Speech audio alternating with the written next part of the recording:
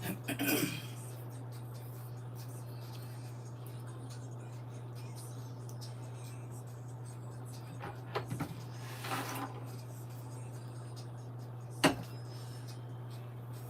morning, everybody.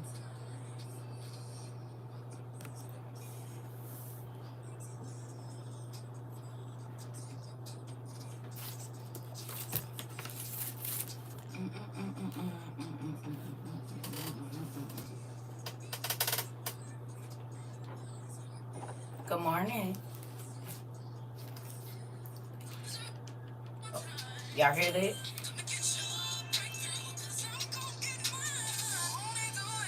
Bill.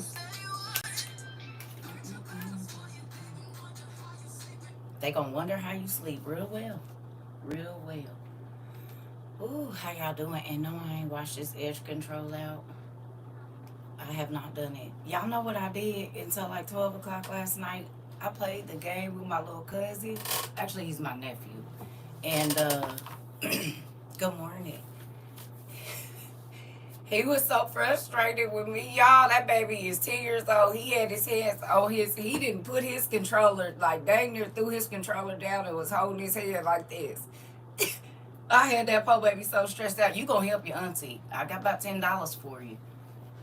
Bet you could buy some Robux or something with that. I got this hot 10 for you. Would you gonna help me learn how to pop this stick or what? He said, Amy, lady, TT, Amy, Amy, look down. No, move the other. Can you see this right here? You gotta move that down. He said, crouch down. I said, I don't know how to do that. He said, Amy, you know the thing you moving with? Just push it down instead of moving it down. No, push it. Ugh. Well, at first I was playing Call of Duty because I told y'all I've been stuck at that space at the railroad track forever. About 2 years I've been stuck there. So I needed him to help me. He said, that's why you keep getting lost. Annie, you gotta follow them. Where is you going? Like, y'all, you was so stressed out. I said, baby, auntie got $11 for you. I'm gonna cash app it to your mama. Thank you for helping me. Thank you for helping your TT because now I know how to crouch down. I know how to follow the people. I'm still working on finding the people to pop. I'm still working on that, but he helped me a lot. Then we got on Harry Potter. He ain't never played it. He said, Annie, look, Annie, you gotta push, Annie. Okay, put your invisible spell on, Annie. Okay, now when she come towards you, you gotta shoot the wand over there, Annie. He was so frustrated, y'all. I was too tickled. I said, nephew, look, now. Y'all, he was so frustrated. That baby had his hands on his forehead. I said, I got you stretched out. He was like, no, Amy. Yeah, I do. It's okay. It's okay. It is okay. Listen, you gonna teach me. You gonna teach me. I told y'all all I need is a little kid. One little kid that got the patience to deal with me, and we gonna be good. I'm gonna be eating y'all tail up. And he good at it. He was showing me something. He was playing Fortnite. I said, you're moving too fast, nephew. He clicking buttons. I can hear him clicking. Now he playing in the dark. All I hear is click, click, click, click. I said, well, I can't see the fingers, but I know they got to be moving fast because you building a house, choosing a stick, and looking around for the people. And he said, see that over there? See that over there? Y'all, I was so confused. I said, let me put my glasses on.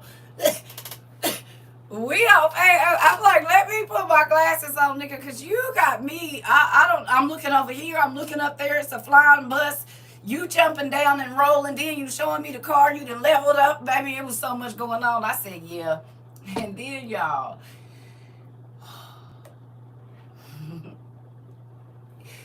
this 10-year-old baby, he said, Annie, let me see what games you got. When I showed him Street Fighter and what you call it? I can't think of the other one. Y'all know the one we be fighting. I can't even. Mortal Kombat. When I tell you that boy erupted in laughter, he erupted in laughter and said, "Ain't don't nobody play them no more." I said, "They do, nephew." He said, "No, they don't." Listen, little kids will tell you how old you is if you let them. And they don't even know they laughing right in your face. You said no, they don't. Oh, I know. Yeah, I found out last night. He was so stressed out about it. It was too cute to me. That makes sense. Annie, okay, Annie, do you know how to run? Well, he said, why ain't you running, Annie? I said, I don't know how. He said, Annie, hold the thing down and push it forward. Yo, he was so, I said, dang, listen. Yeah, I was too tickled, though. I said, I'm going to call you tomorrow. He said, okay.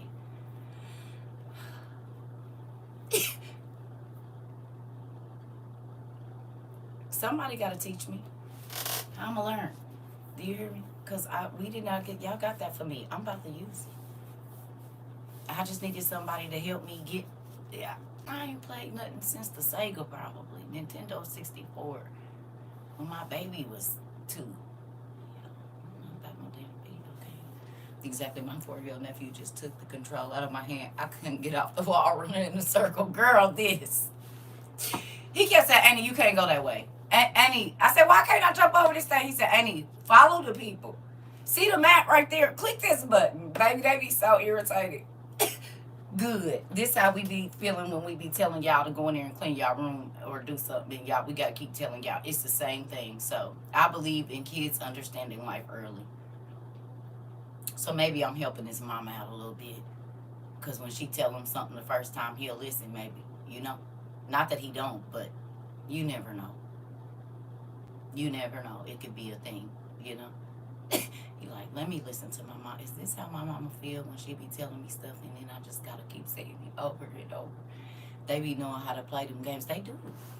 Baby, them babies is smart. They might not even be able to read all the words on the thing, but they know how to play that game. Even the little kids that y'all got to be playing games on y'all phone. They can't read. They don't even know their letters. A 8-month-old baby know how to swipe and jump. And you can't even read. Know how to break in y'all phones too. From what I heard, they learn y'all codes at about 1 year old and swipe y'all calls away. They know how to reject y'all calls. That's what they do. They put that red button and they know move it over and going back to watching YouTube. And they ain't even 15 months.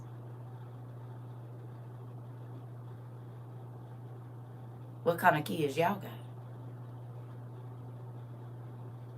And grandkids. I can't talk because I'm sure my grandkids be breaking in their mama's phones too. You said yes. I already know. You said, and they do. Oh, okay. They can't even read, but they can break in your phone. Mm-hmm. They never know how to put your face when you sleep, so the phone will open and start playing that game. Oh yes, co-worker's daughter ordered a pregnant belly on Amazon. I had a baby lock on my phone. Wait a minute, hold on. The store couldn't even fix it. Tell your password to everybody. Okay, they know how to play. Listen, you had to get a whole new phone. Dang. Yeah, I don't let little kids play with my phone. That's why I keep a device around that I don't too much care about. Will put them on whatever I don't care about. Yep, you ain't about to lock me out my stuff. My son used to drop my phones and crack them that big as he was. Last time he cracked my phone, he was 17. I said, I'm not ever. I said, I don't know what it is with you and my phones. He big old self dropped my phone and cracked it. Dropped it in the toilet. What is you doing? It seemed like I can hand the phone to the girls. Fine. Hand the phone to you, nigga. It's good as done. And he the oldest. And then when we went on to the meet and greet, I kept telling this bald head self, I said, hey, get that iPad down. Y'all, he was 25 or whatever. So he looked at me and rolled his eyes. Everybody saw it, disrespectful. And said, I know what I'm doing. I said, fine. $1,200 iPad. Crash. About 10 seconds later, the wind blew and it tipped. And the screen, now this ain't no little one. He's a graphic designer, so you got to think it's the big, nice one with all the bells and whistles. No case on it. And I said, where's your case? I don't need a case. This is on the way down there. We going in the mountains, nigga. We going in the mountains. You're going to need something. Baby, asking Antoinette. Everybody was there. It then slid right on off the kitchen thing and smacked down on that gravel. I said, everybody stop breathing. And he looked at me. I just told Joe about it to get that down from there. I know you grown, but as a mother, I'm always going to be 2 steps ahead of you when it comes to you protecting you and your stuff. Crazy. My grandbabies gave up on teaching me. They just laugh at me. I'm going to learn. You hear me? I don't care if I got to call 19,000 kids. We going to get this. Because I'm ready to. But you got to think, I grew up in a house with our brothers. So I was always the fourth person to play. Because we always had to play teams and whatnot. So I have that competitive spirit in me. It's just I ain't played video games in so long. Both of my grandbabies, they know how to work my phone better than me. I'm trying to tell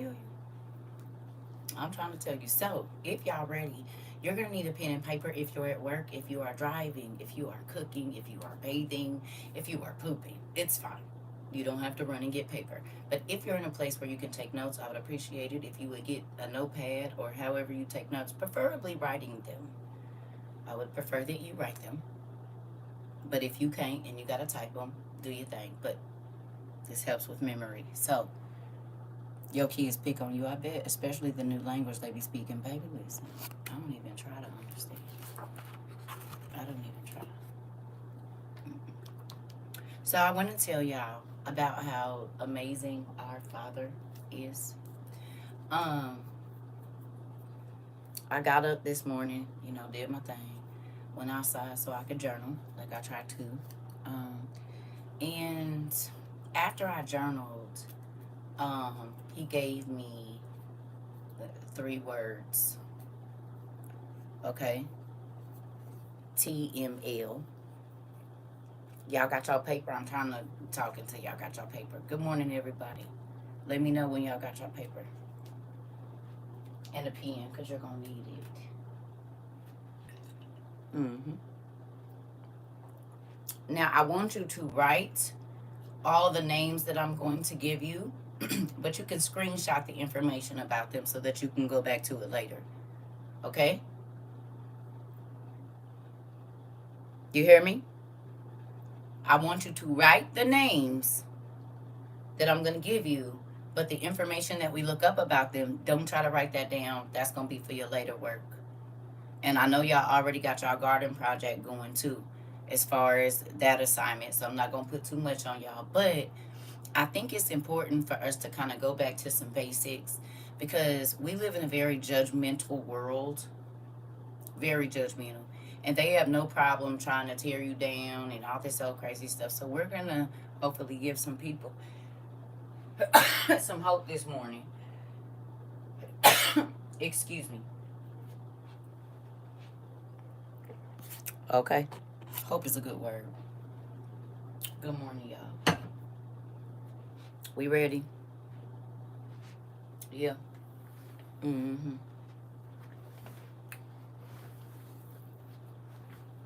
Hopefully.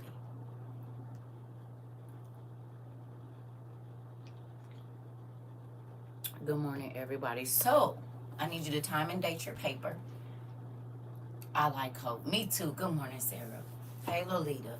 Good morning, everybody. So, on the top of your paper, I need you to write the time and date, because y'all know that's a part of our class. You have to write the time and date. So when you get ready to go minister or give a testimony about something, if you choose to share what was in class or what was in your journal, you have a time and date stamp of when God gave you this information, what it did for you, and then how you were able to use it to help other people. Okay? That's why I always ask y'all the time and date, because the time and date is important. God say, make a record of everything that I give you, the information, the things I do for you, and so that you can go back and see how great He is. Okay? So, after you've written down the time and date, I need you to write down on the top of your paper the master's list. Thank you. The master's list. TML, the master's list.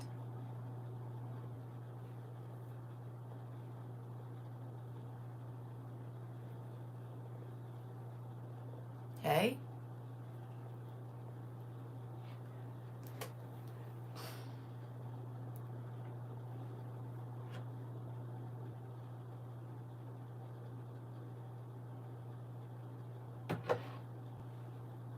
All right. Now, first definition, master. I do want y'all to put that here. What's the definition of a master? And I know it has several different meanings, but what's the definition of master? I know it means to conquer something, boss, I skip, but what is the definition of master? To accomplish something, to be, yeah. What we got?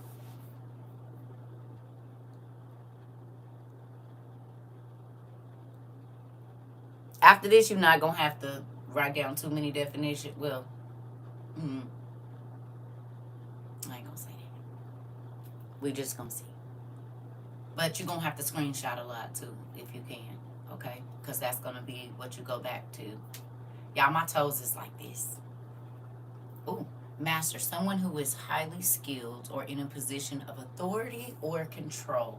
That's what I want. A person with authority. That's what we're looking for. Y'all, my toes is like this. My toes is like this. A man in charge of an organization or group. Thank you, Miss Michelle. Okay. So, whichever definition you looked up, I'll give you about a minute to write that definition down if you're able to. If you're not, that's fine. If you're at work, wherever, y'all already know the deal. That's why we record. But if you are able to write it down, can you please get whatever definition you got that came up, can you write that down, please?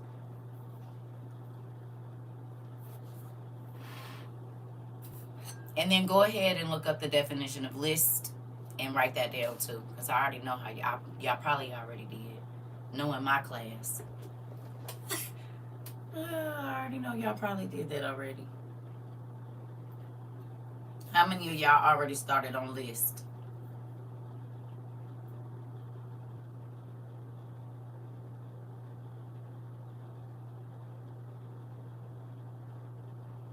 Mm-hmm.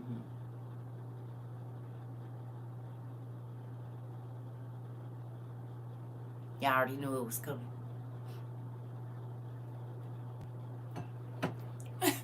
A collection of items typically arranged in a specific order. Interesting. Good morning to you.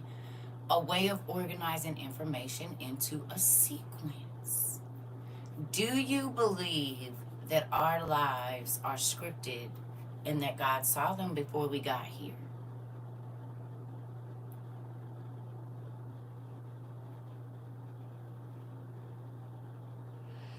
Do you believe that he knew every single mistake that you were going to make before you made it? Good morning, Annalise. Good morning, y'all. So is there anything that comes as a surprise to him?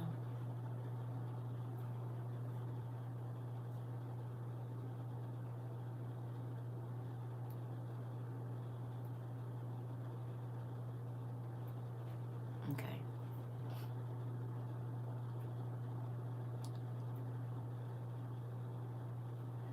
Do you believe that he knows better than humanity?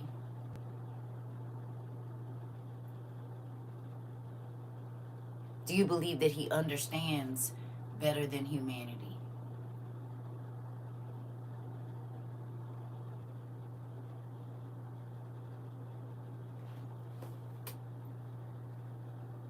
Do you feel like he always makes the right decision whether you understand it or not?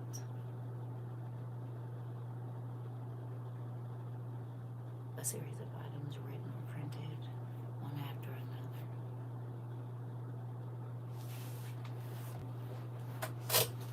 another. Okay, good. Right. Oh, excuse me. You said life for each person was finished before he started you. Come on, I love that. All right, so paper and pen in hand.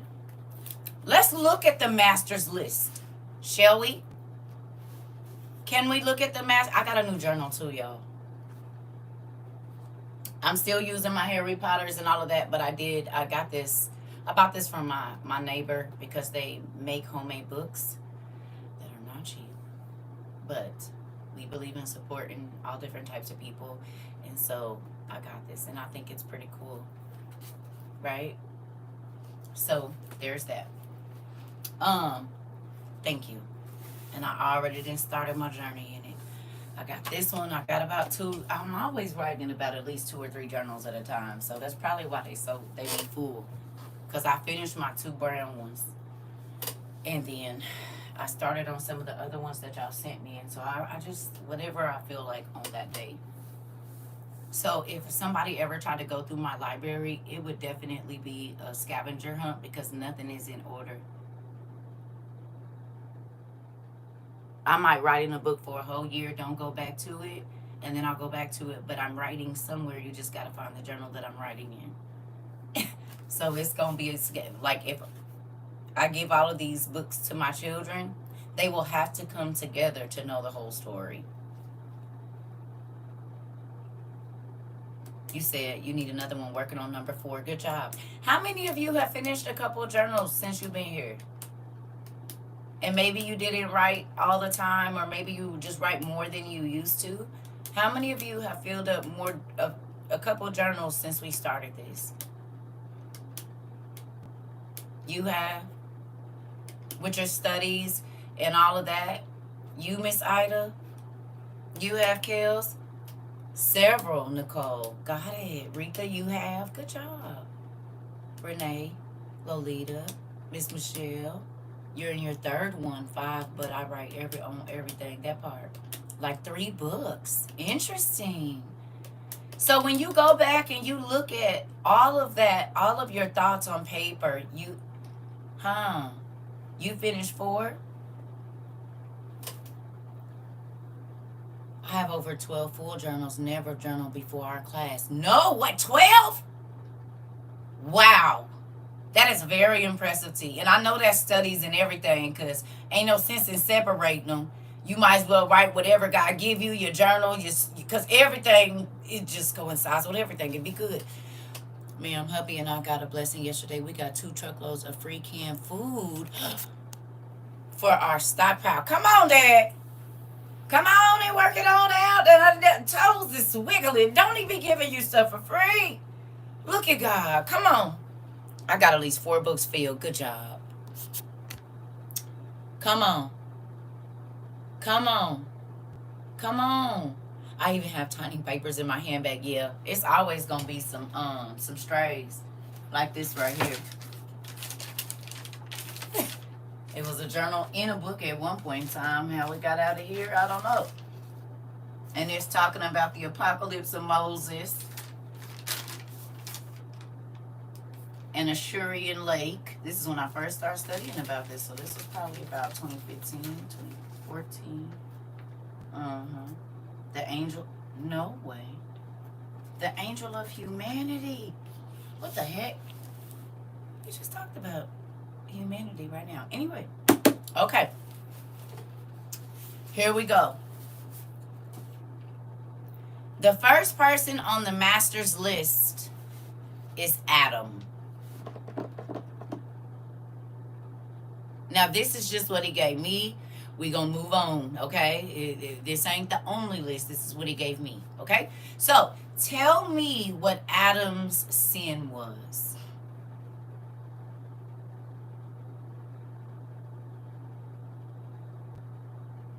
What was Adam, the first man, what was his sin?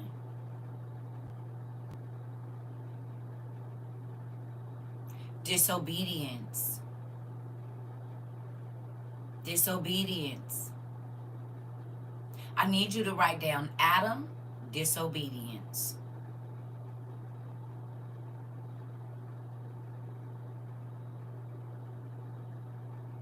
And we know what that cost humanity. One person's disobedience.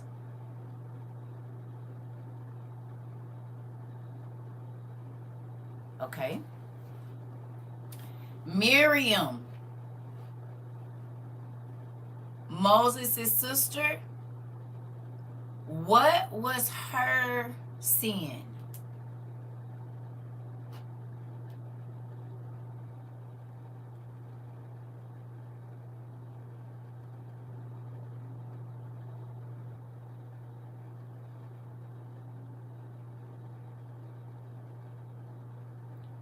Right. But what is that? What is that called though?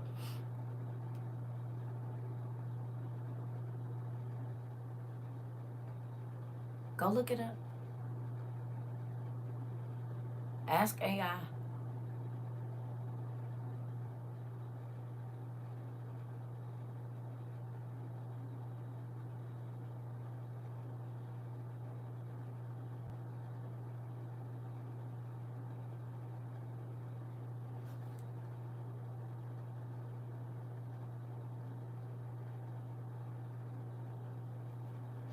Hmm.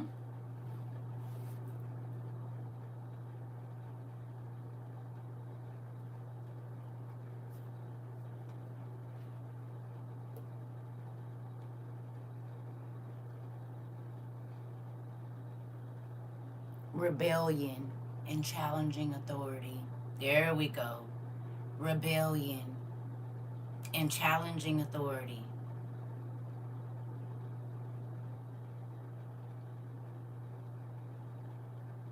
Rebellion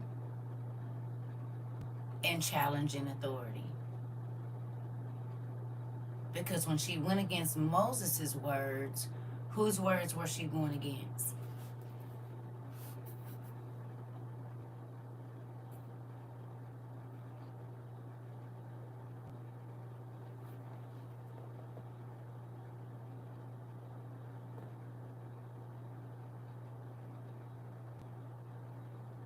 God chose Moses, not people. He was on the master's list as a leader. Way before he was born, he was picked to do what he was supposed to do. Now, did God know that Moses was going to be an unaliver?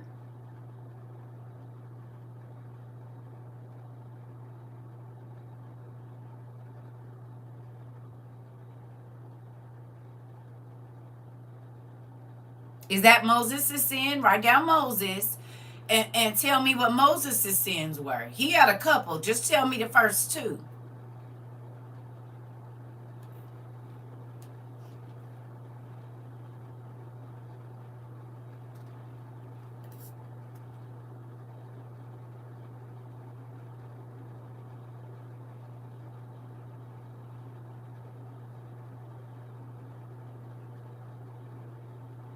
Well, being angry is not a sin.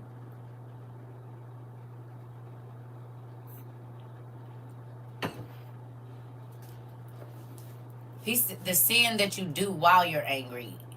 He said you can be angry, just don't sin. So the anger is not a sin, it's an emotion.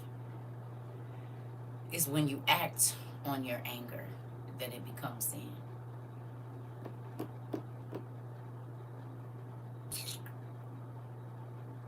Disobedience. Moses, come on, y'all.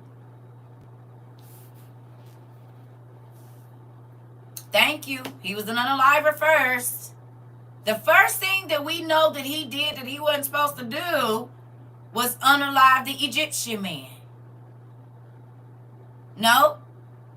Yes. That's why he had to go on the run. The other stuff came after he had already freed the people and already went against the magicians and all of that. The first thing that we hear about that he did was unalive somebody. Do you think that God knew that he was going to unalive the man in Egypt when he chose him as a child? When he was floating down in the river, do you think that he was on the master's list?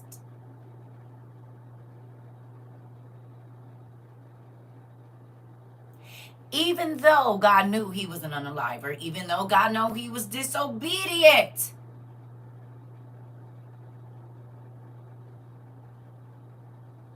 he still chose him. Even if the people didn't.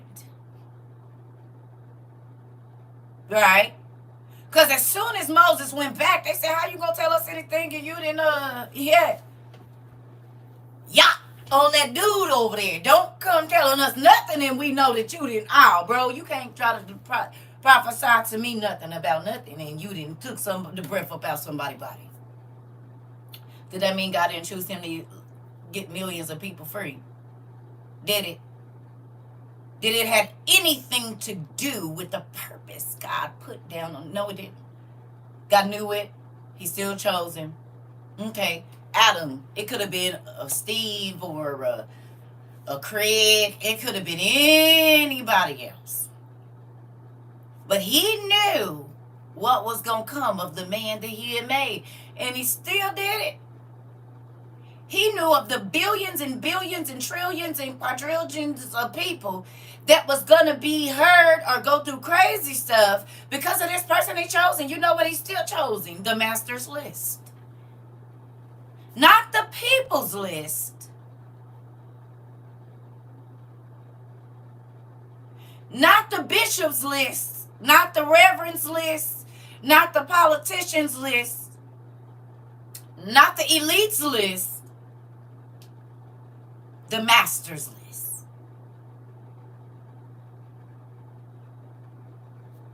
No or yes?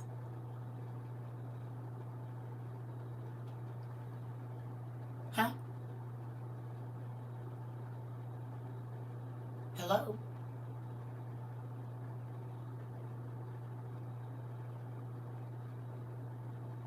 God didn't care what people thought about who he chose.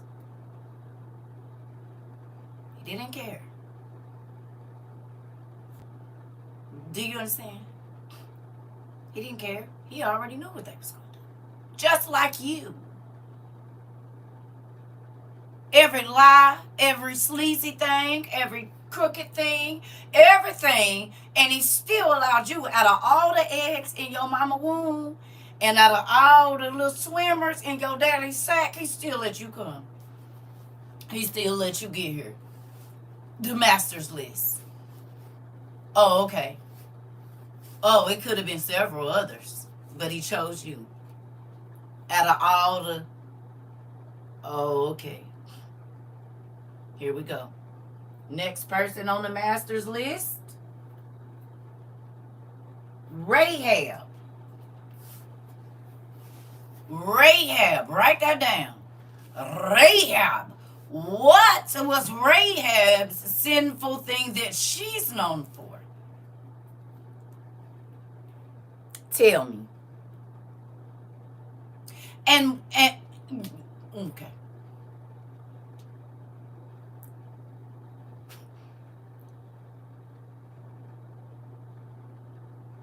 This part.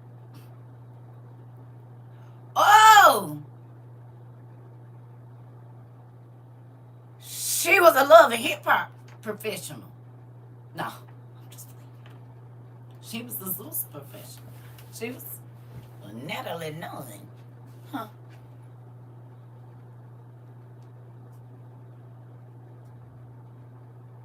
She ran the paint.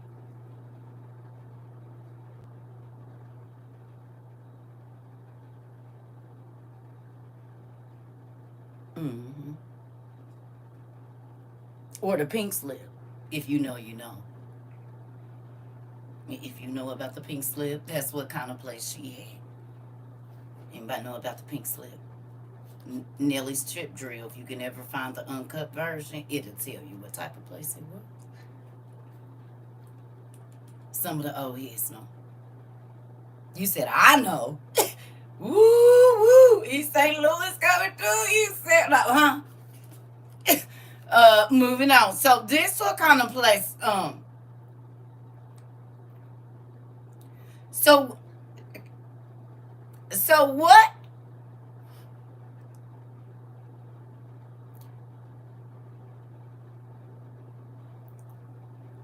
So what was Cersei in Rahab?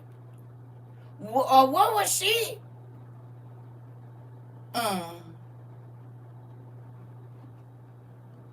Excuse me. Anybody know? She might not have been one, but she ran a place where they was at. She was like Dollar Bill. Okay.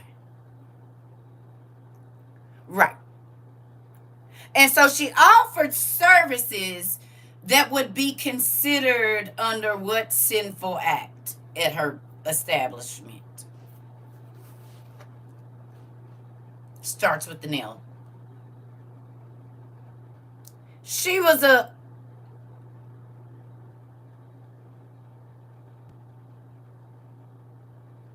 right.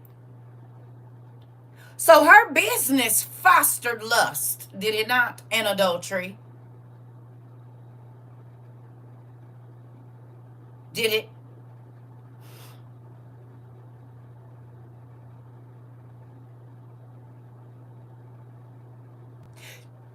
Do you think that Rahab was in the master's list?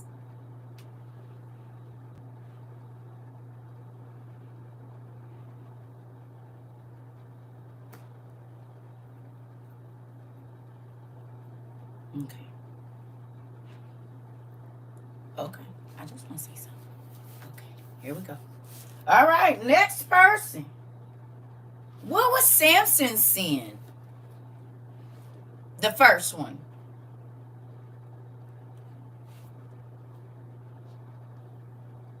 The mighty man, one of the mighty men of renown, Samson. What was it? What was his first sin?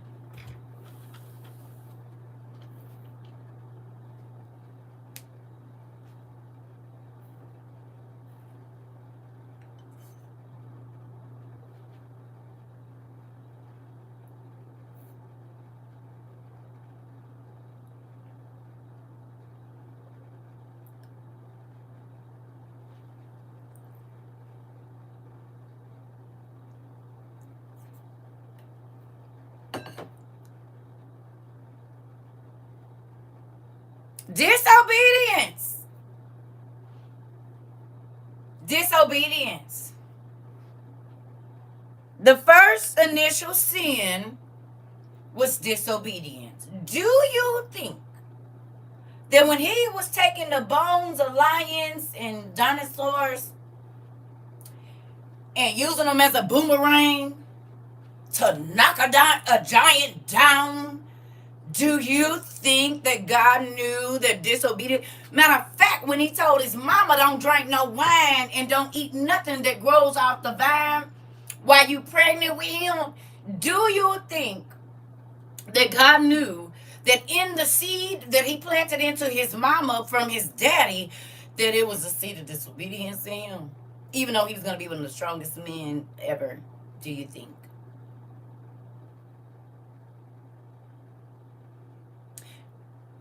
Do you think that the eyes that everybody thought was so dreamy because he had them 7 weeks that his mama used to oil down with juices and berries and he was all cut up and stuff because he had 7 weeks on his head? Do you think when he came in looking like hitting them with the, hey little mama, how you doing? Do you think that God knew that he was gonna gouge his eyes out? Do you? Cause he definitely hit him with the how you doing, little mama. Wicks was all oiled up, smelling like juices and berries. I'm telling you, I know it was. Mama done greased him down in coconut oil his whole life. Ain't no crack nowhere on his body. He lifting up bears and stuff, so I know he cut up. Mm-hmm. Yeah.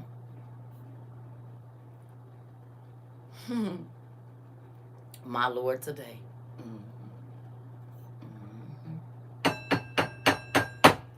Woo. Okay. Do you think that God knew that his disobedience would lead to slavery basically for him? Confinement. Do you think? And because he would not see spiritually, he lost his sight naturally. Do you think that he was on the master's list?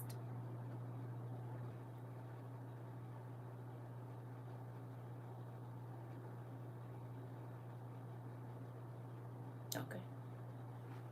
just be wanting to know. Okay, let's go. All right, next person.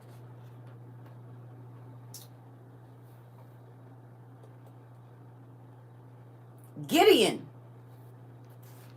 What was Gideon's sin?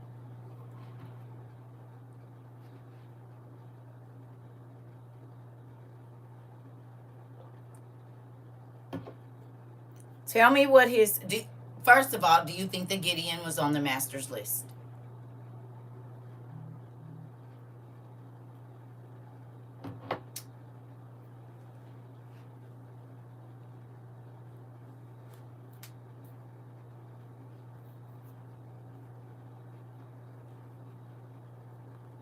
Do you?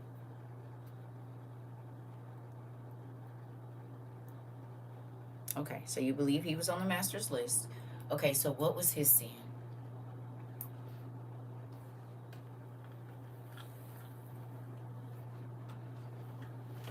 Disobedience and idolatry.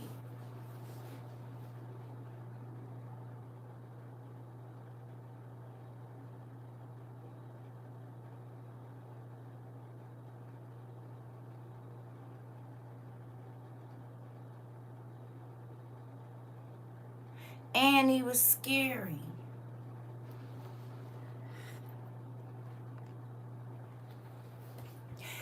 Nigga, how you gonna be able to? You gotta have some heart to be disobedient.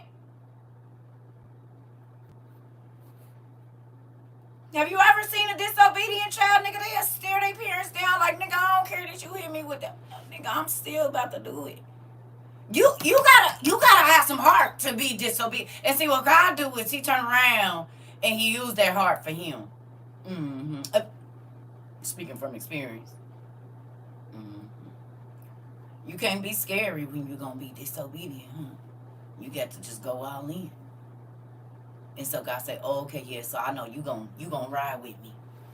Because all of the people that were disobedient or had whatever issues, he knew if he could get them to be loyal to him like they were loyal to their sin, it's a wrap. You ain't gonna change them.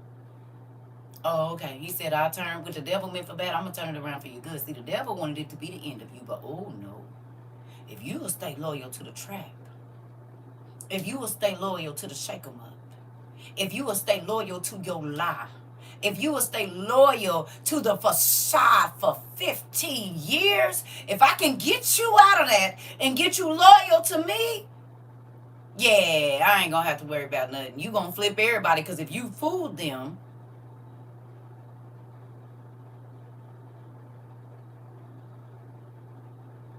for so long, what influence will you have when you're for real and you're real? It's gonna be 10 times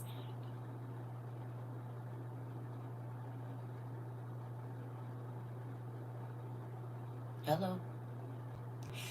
If your influence while you was fake was that good, how powerful will it be when you operating in who he asked you to be? Oh, okay. It's going folks ain't they going, what is, who are you? You haven't even said a word and I can tell there's something on. What is that? Because when you connect with the creator of all things and you take off the facade like they did in the Wiz, and they peel off all of that and they beautiful cells come out of there and the frowned up eyebrows ain't there no more and they not hunched over from the weight of the world anymore, then you get to see what God made them to be. But you gotta peel off that people suit.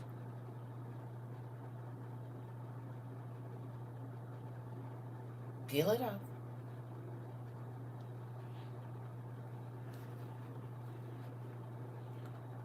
Peel it off. That's the world coming off of you. If you go watch the Wiz at the end, there was darkness ruling the land. But when someone came in and was willing to challenge the darkness, oh, people got free. They was dancing and so coordinated. They was coordinated in sin too. It worked. But look at how they danced so freely. The smile. Look at it.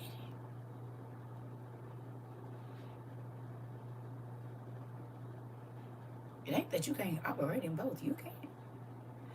But which would you rather have? And whether you believe it or not, and whether people make you feel like it or not, you were on the master's list.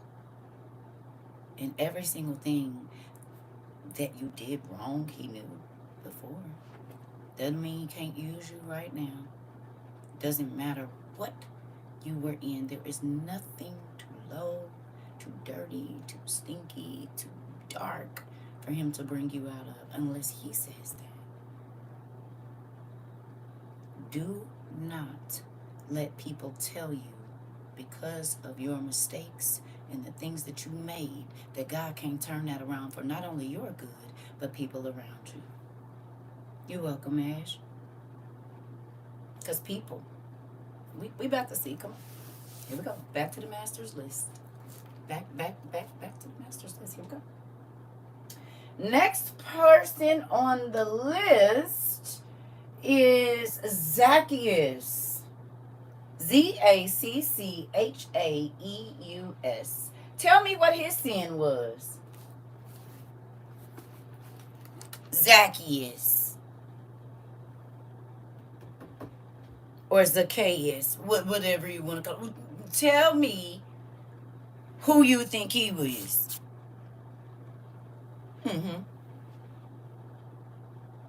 Greed.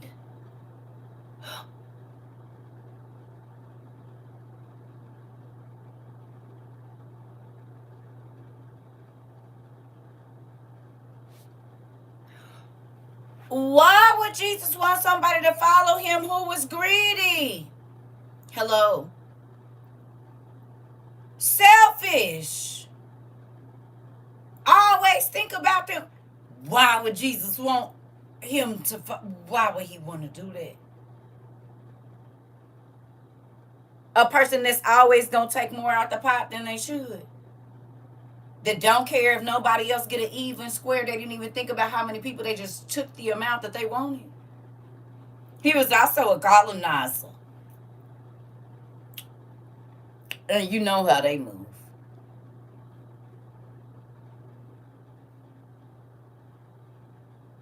Interesting. And Jesus, you want a greedy colonizer to follow? Why would you do that? That's crazy.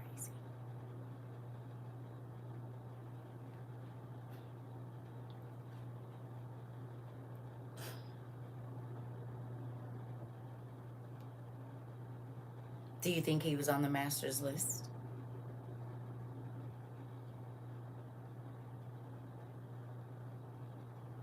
A greedy colonizer?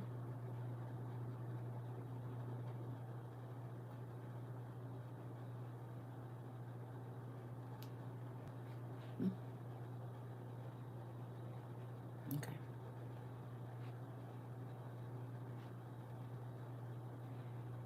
Tell me what Lot's sin was.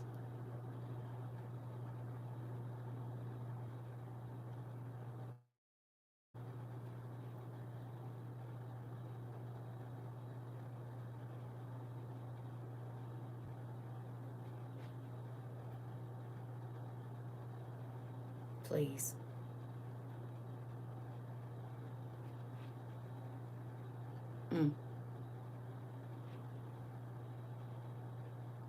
Well, technically, that was his daughter's sin.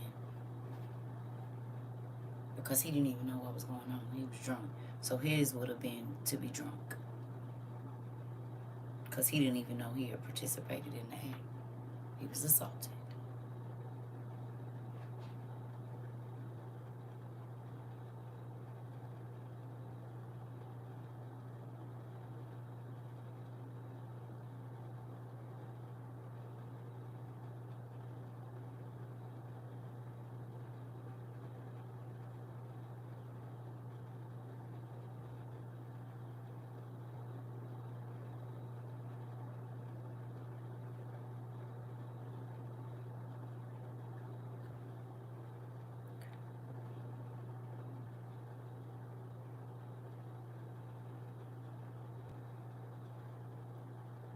disobedience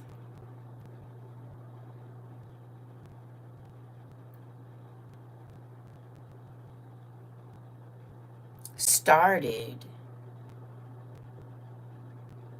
perversion.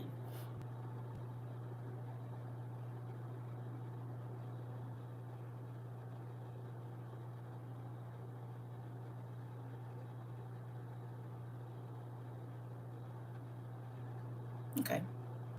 Ever snuck out of your parents' house just to go see somebody real quick and it turned into a situation that you probably normally don't want to talk about?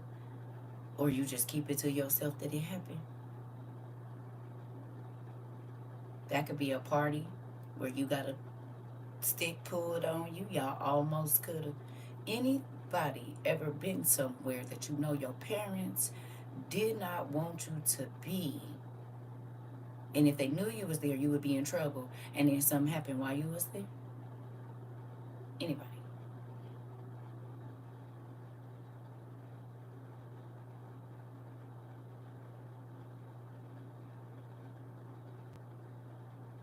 So disobedience opened up the door for assault. Disobedience opened up the door for a trip to the hospital. Disobedience opened up the door for rug abuse. Disobedience opened up the door for alcoholism. Disobedience opened up the door for theft. Oh, disobedience opened up the door for unaliving because you.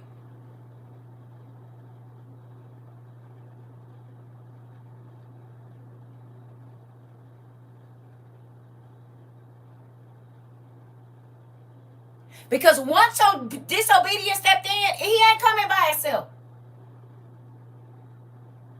They never come by. Spirits don't run in a singular. They always in packs. That's why when they get into people, there is a mob-like mentality whenever the spirits are ruling. Because they don't just come by themselves. It's never just lust. Perversion don't.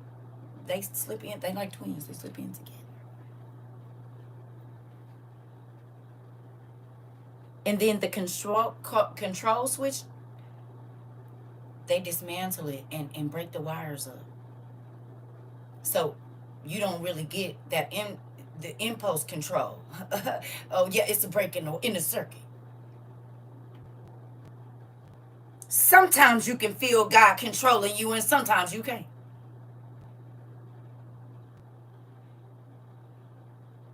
Because spirits are energy. Period. The Holy Spirit is energy. It gives life. And then they cause shorts and breaks in the lines of electricity. It's a whole thing. This is why they suck the air out of the room when they come. But when Jesus comes in, you feel a warmth, a presence. Because most times if a body is cold,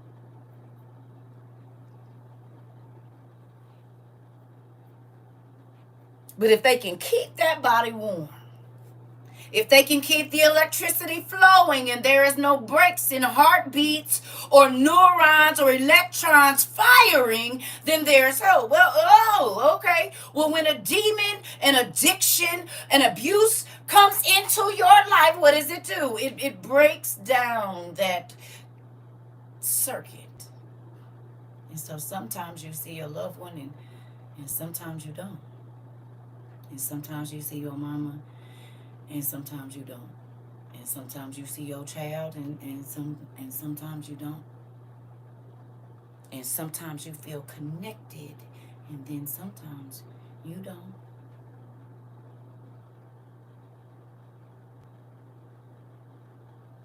Sometimes you can feel God and other times you don't.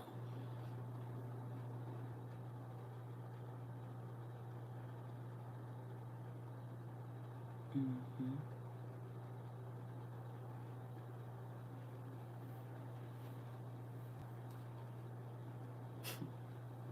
Demons are pissed. They are leeches, parasites, invaders.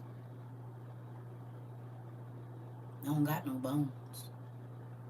So just like a mouse can smash down to get into your house, or there can be eggs and dirt and plants that you buy and hold up, where did all these nests come from? They was there when it came. They can come up through the pipes. They don't need much space. So if this is a house, have you put your raid out? Have you got some home defense? Do you got some decon for the pests? Spiritual. Do you? You done sprayed your spiritual peppermint around so the bugs can't get on your spiritual plants and seeds that you're trying to plant in your area. You ain't trying to mess with nobody. You just want your spiritual yard to look manicured. I don't got time for all that no more. I just need my life together. And so I'm going to put this plant of peace right here, and I'm going to put this plant of strength. I'm gonna plant some strength right here because I really don't have that much, but it'll grow quickly if I. And then I'm gonna plant this plant of faith right at the door of my house, and then on the inside I'm gonna have vines that are constantly putting off shoots so that everybody in my house can eat off of what it is that I am planting spiritually.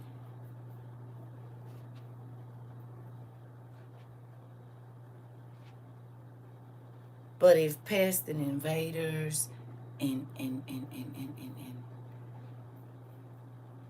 things that can burrow into the roots and lay eggs that lay dormant, like a grandma coming over making the mama feel like she ain't a good mama.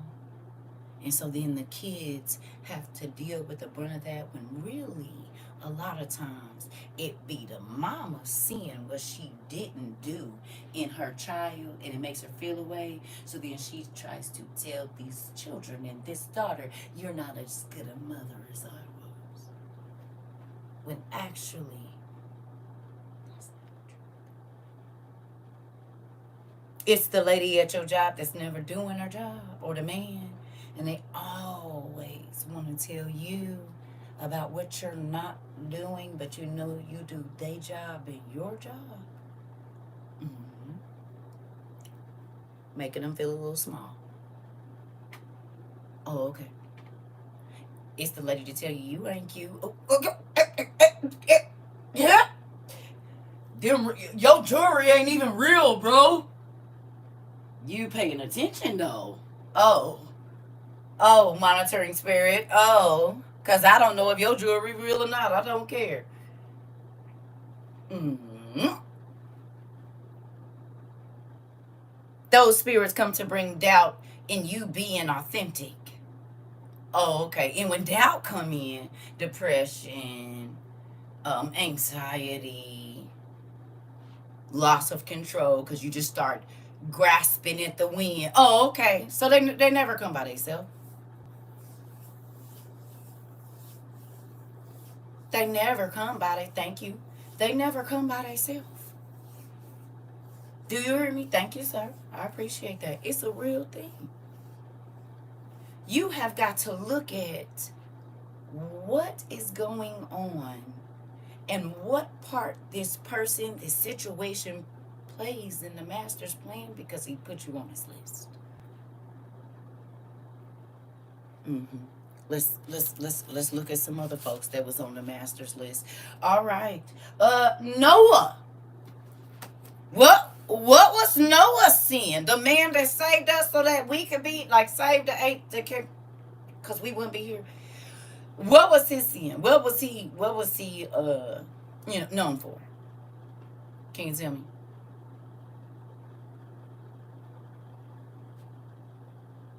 Drunkenness. Interesting.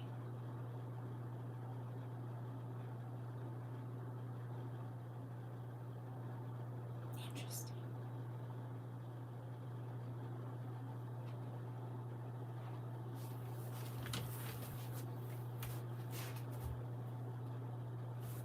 I'll be right back.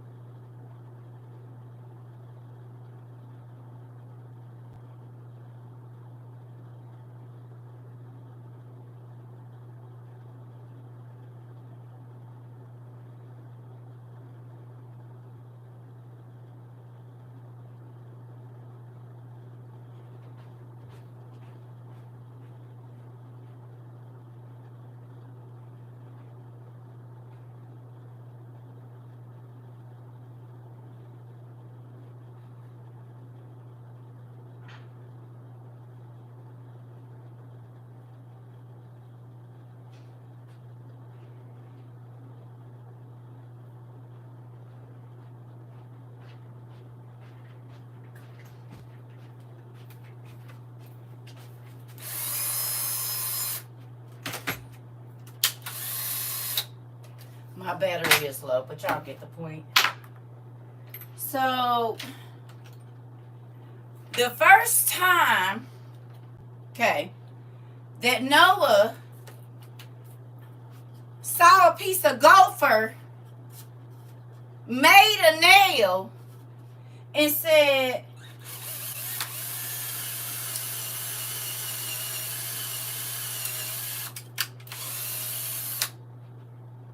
did God know he was going to be a drunk?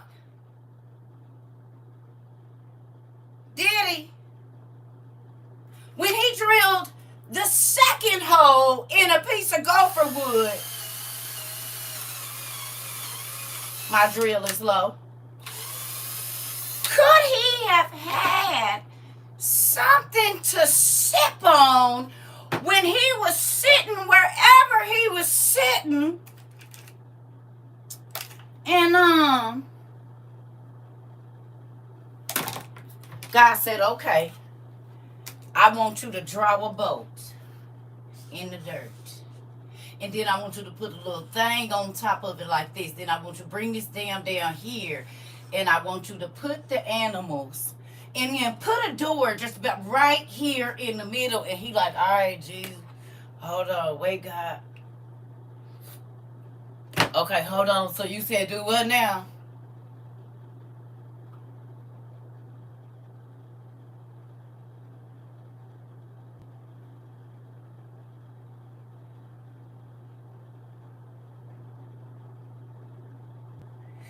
So you mean to tell me that all the angels, the animals, they're gonna come from the North Pole and the South Pole, and then they're gonna fill this boat up?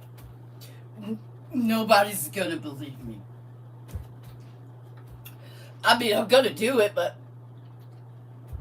nobody's gonna believe what I'm. They're not gonna believe me. Just do it, Noah.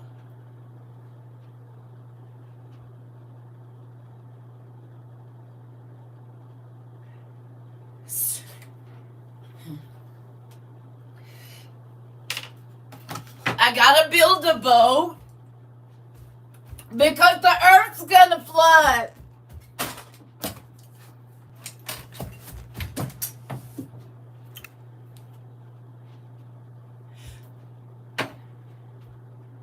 Your drunk uncle, your drunk auntie, your rug addicted cousin. Do you believe that God can give them a word because they in the master plan? Do you believe that he can have your CH cousin come over knocking on your door at 3 o'clock? Hey, cuz, y'all gotta get out of here. I seen a fire, cuz. No, cuz, y'all gotta, hey, y'all gotta move. I know you think I'm crazy, man. Listen to me. Bro, when's the last time? Bro, listen, I know y'all don't want to listen to me. I know y'all don't want to, man, listen. You hear me? What the heck? Y'all, why did my iPad just cut off? That's crazy. In the middle of my class? Yeah, this is touching home. Why my iPad just cut off? That's crazy. Yes, baby, did. And it's 100% full. Make that make sense. When you start walking with...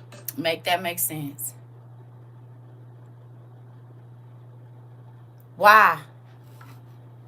My whole iPad is 100% full and it just shut off completely. Yeah, talking about resume the live. Okay, here we go. Yeah. Yep, here we go. I felt it. I told you some folks gonna get free today.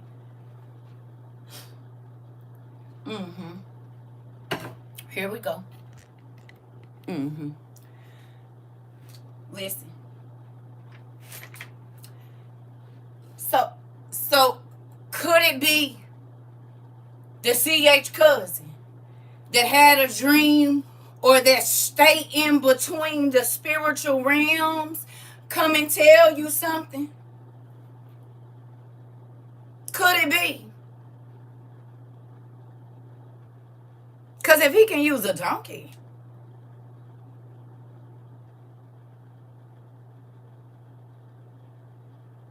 oh, oh, okay, oh, okay. So, even though Noah didn't know when to stop, was he on the master's list?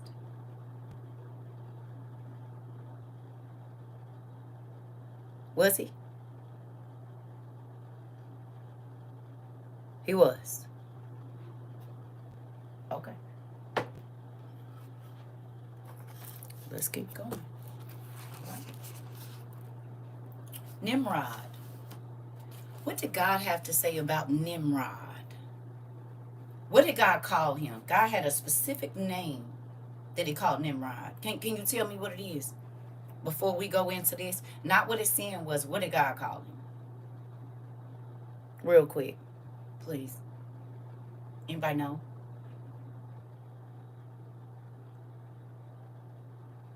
A great hunter. A mighty hunter.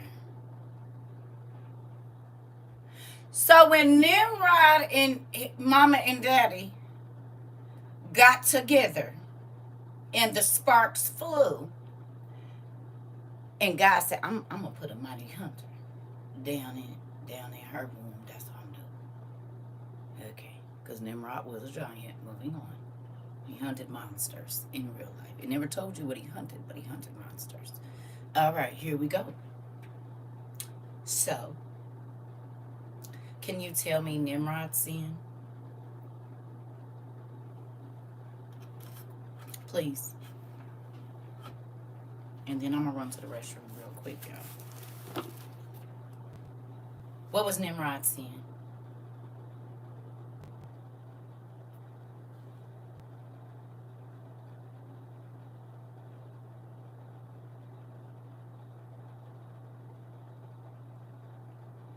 He had a lot of them. What did Nimrod and his mama do?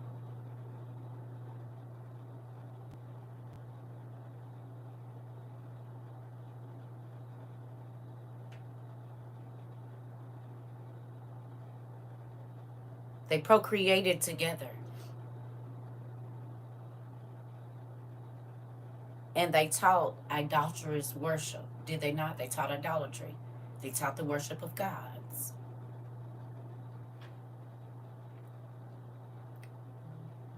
Right? So prior to him bedding his mother,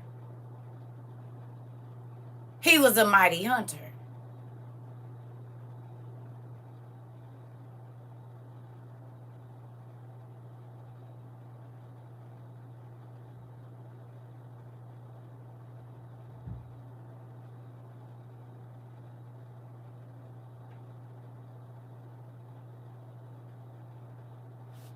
Do you think that when God created Nimrod in his mother's womb that he knew that he would be in there in a way that he shouldn't just a few years later?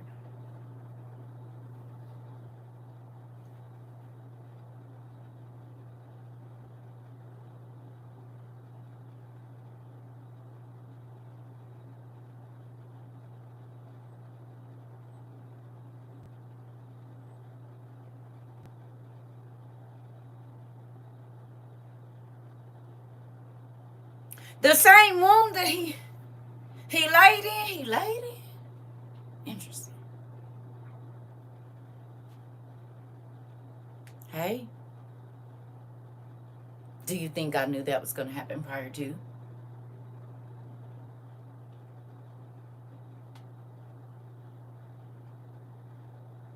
Do you?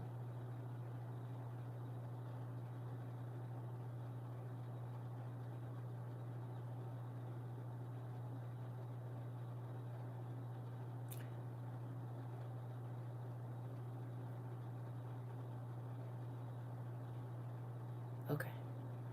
Do you think that Nimrod was in the master's plan?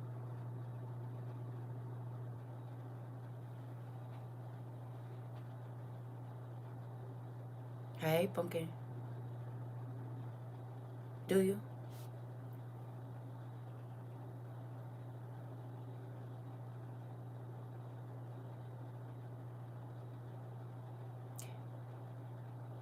I'm gonna run to the restroom. And I hope that you all have wrote these names down, because then I need you to go, after we get done going through this list, I want y'all to go read the stories about these people. We hear about it, but I want you to go read and look and see what the master's list looks like. Not the bishop's list, not your organization's list, not the preacher you approve of list. The master's list. Okay? We gonna keep going. We got a few more. But I'll be right back.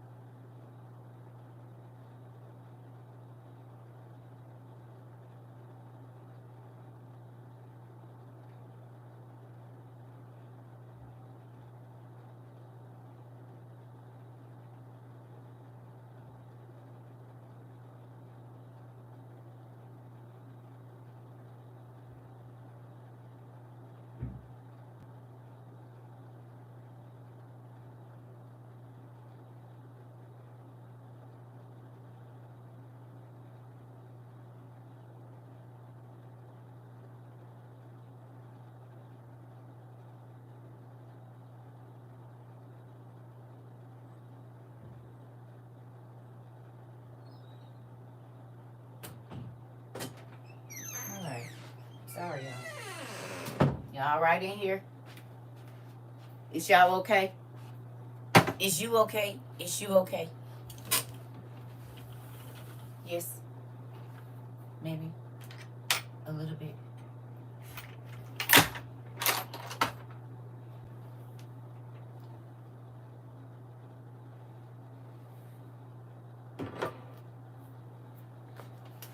Yeah. Okay. Here we go.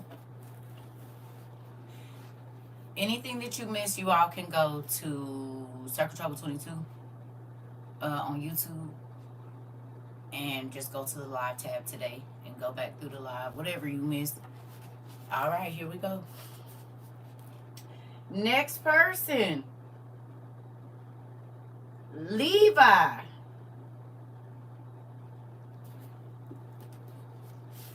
Jacob's son Levi. What was his sin?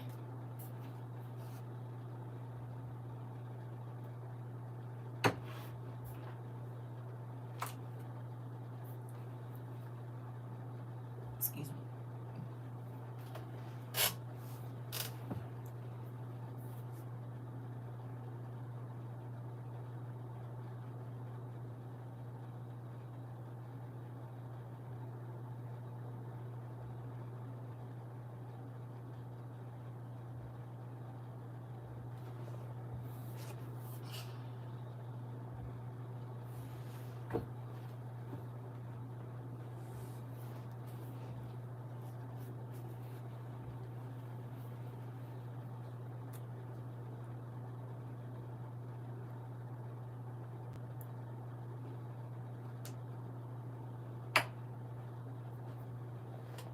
Tons of them.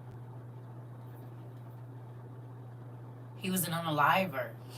He caused a massacre.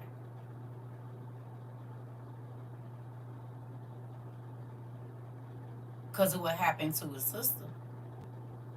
Revenge. So why would God pick his sons to be priests? His lineage. When they were spillers of blood. Do you think that Levi was in God's plan?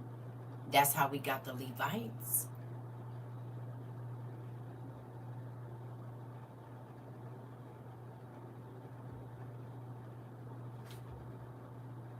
Was Levi a part of the master's plan?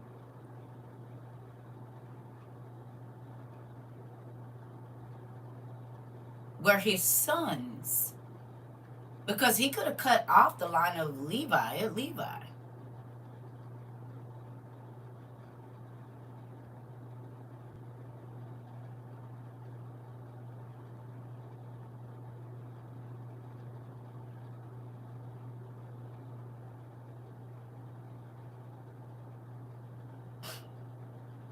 I get it. But he still was an unaliver. He had some other stuff too. But he was an unaliver. You know, we done read his story over there.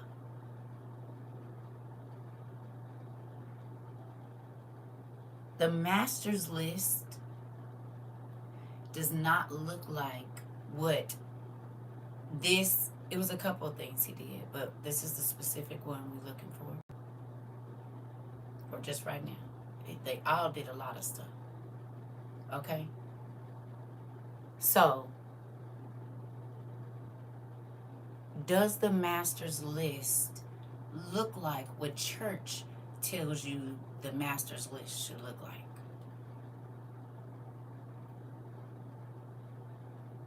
If a drunk person steps into the church,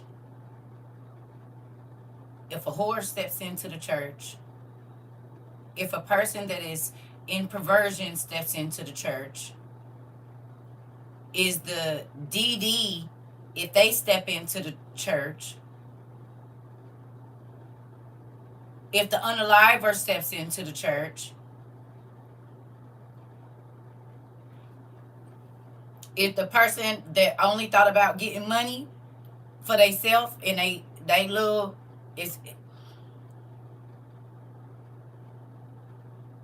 What about the chick that's always bucking up against authority? Miriam.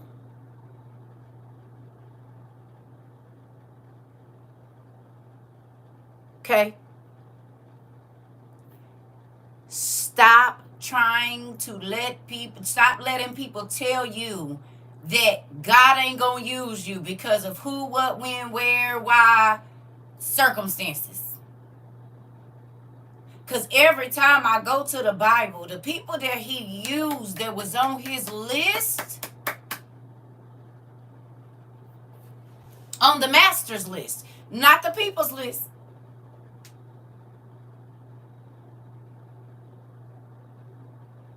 They was the most messed up people, or the people that they might have had a good heart. Some of them didn't.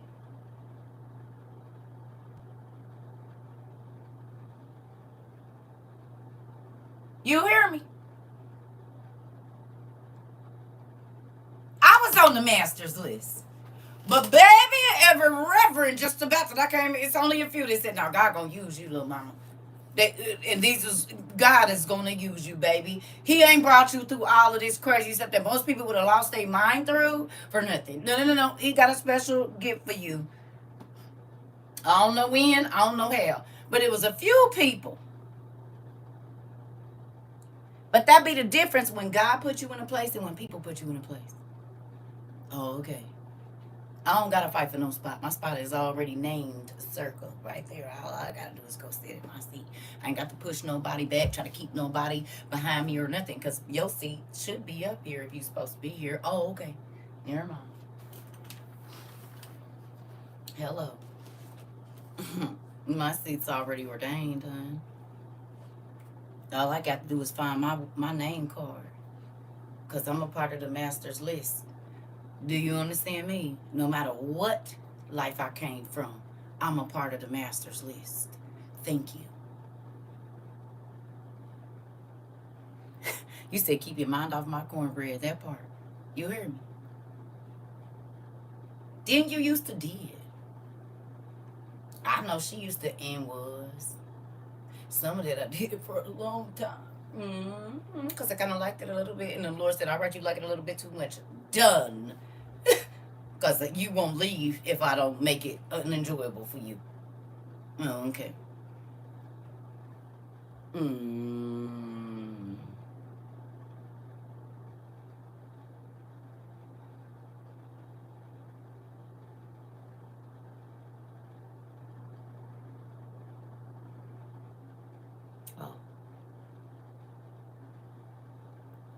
He came by and said, Joe Speaks Life on my list. Michael Lawson on my list. Annette on my list. She Not Me on my list. Stephanie on my list. Miss Rhodes on my list. Heaven's Gates on my list. Ida Brown on my list. Renee on my list. Miss Howard on my list. Tia on my list. Tasha on my list. Ja on my list. Yep, Lolita on my list. All of y'all on my list. You heard me? You said Yolanda on my list. That part. See, that's why you got to put your name up there, yo, so we can know so I can call it. But thank you, Yolanda, on my list. That's the list I want to be on. I don't want to be on the A list. I don't want to be on the B list. I don't want to be on the love and hip hop list. I want to be on the masters list. That's the list. You should want your name to appear on. Janet. Oh, Janet, you on my list. Hello? You said Kendra on this list. Come on. That's the list you want to be on, the master's list. That's the only one that counts. Come on.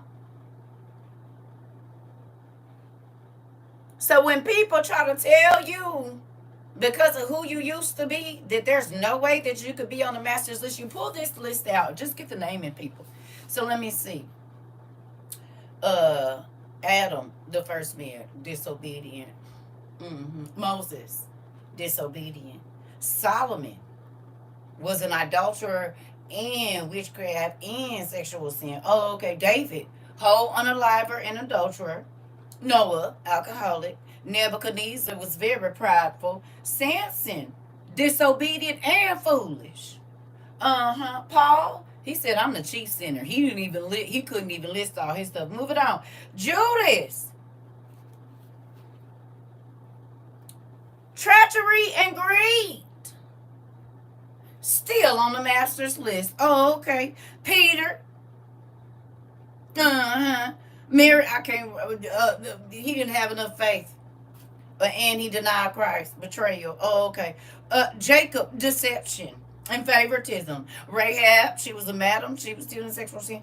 Martha, not enough faith, unbelief. Gideon, temptation and adultery. Jonah, disobedience. Zacchaeus, cheater, and he took more than he should, and he was a colonizer. Levi was a violent unaliver. Oh, okay. Interesting. And no matter how crazy their lives was, and no matter what they did, they still ended up on the master's list.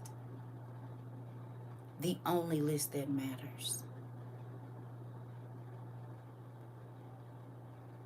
It blows me that religion teaches you to look on the outside. Okay? But relationship tells you to see past the costume, to see past the face beat, to see past the cars and the clothes and whatever else is there to distract you from what's on the inside of that being. Period. You won't even see who they are until God shows you.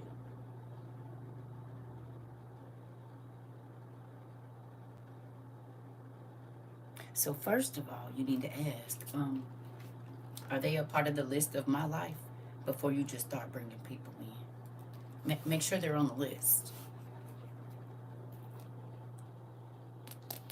Hello?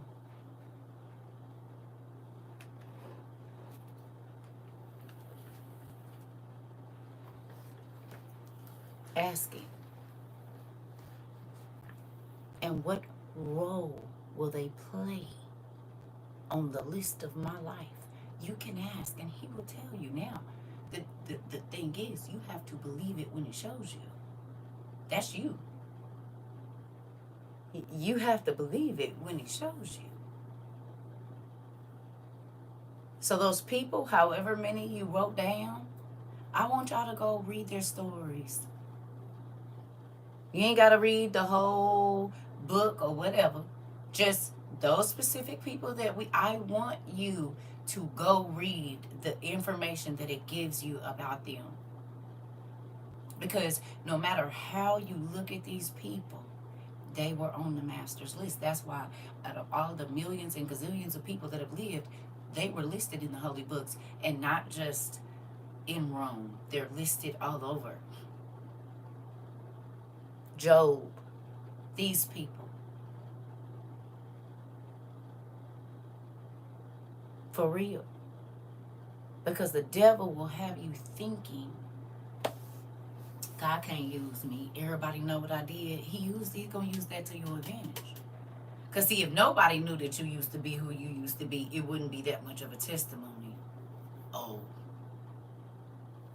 But because everybody know who you used to be, when God changed you, they be like, baby, something is up. Because, baby, I know you. You wait a minute, you on what? Okay. No, it's been 3 years. It's been 2 years. It's been 5 years, 10 years, however long. Oh, yeah, okay, we'll see. Oh, you seeing it now. You can see it now. You know who I used to be. You know how I used to be. You remember. I ain't forgot either. I'm just thankful that I don't live there anymore.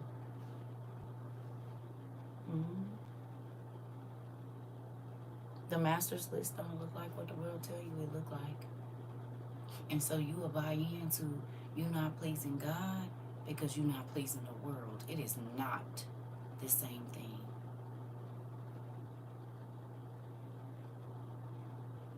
And most people that's trying to please the world, guess what? They're not happy. They live a facade of happiness with things. But once them things is gone, baby, you see them for who they really is. Sometimes I think we're trying to run to salvation so fast that we forget to stop and pause. Interesting. You hear me? So today I want you to study the master's list. And that's the people that were the main character in the story. But go back and see how they life. Go back and look at the circumstances. Go back and look and see what their mama and daddy was going through when they got pregnant with them. And how mama had to live, the trauma that was in there. Because folks don't want to think about how your environment shapes you. But they don't realize that those things are going to be your strengths in your next stage in life. So you can live in woe is me, or you can say, God, thank you for showing me a different way to live, a different way to be. I can't believe I made it through that. Most people would have lost their minds. Most people would have, not been right after that. But I still got my right mind. Thank you, God. Because he didn't have to leave you with it. Some people's minds break.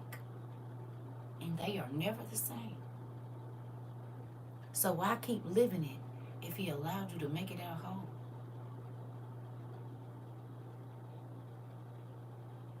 Why you want to keep being broke, but you made it out whole? Even if you got some wounds and some battle wounds, you made it out whole. Because long as your mind working, the mind is a powerful thing. You hear me? It can heal your body. If your mind is strong enough, it can heal your body. It can heal your soul. That's why the Bible say renew your mind every day. Every day. Which means renewing your mind, you can't live in what happened. That means you ain't renewing it. It ain't nothing new in there. This the same old stuff we was looking at yesterday, mind. Going back through the same reruns every day. I'm gonna watch something new as soon as something. Nah, I don't like that. Let me go back to what I always watch. All the trauma, replaying it in your head, slowing it down so you can see when they contact.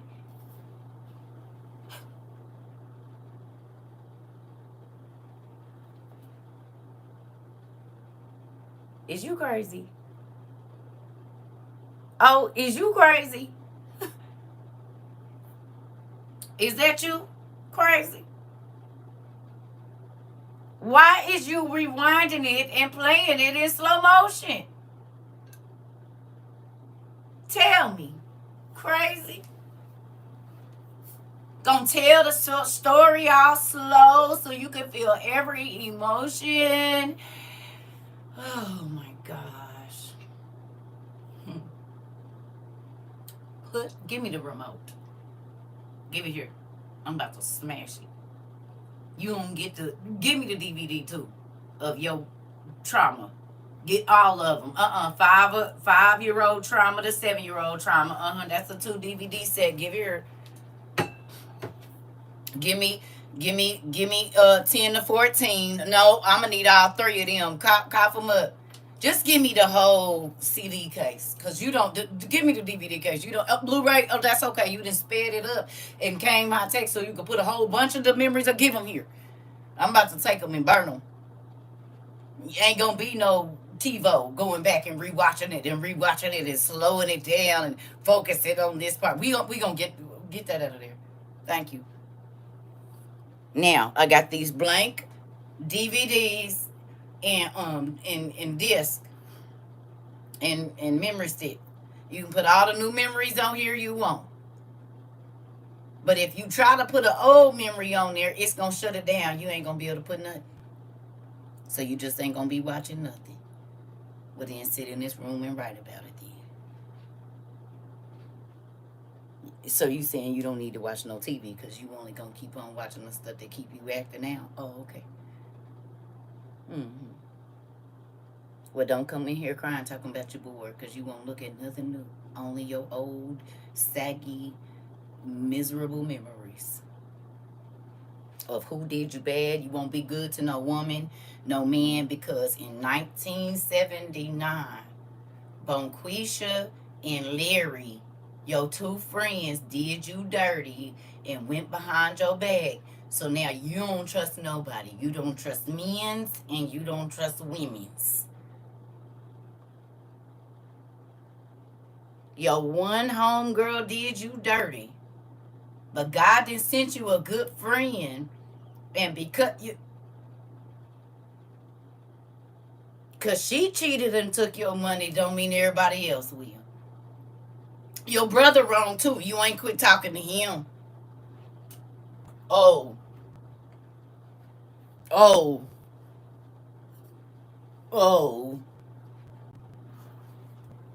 And you'll walk with that pain. But every time you see her, she gotta be a female dog and a low down dirty. What? What about him?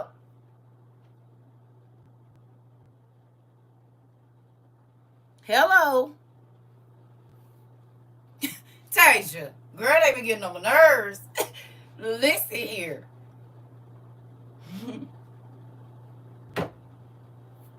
This.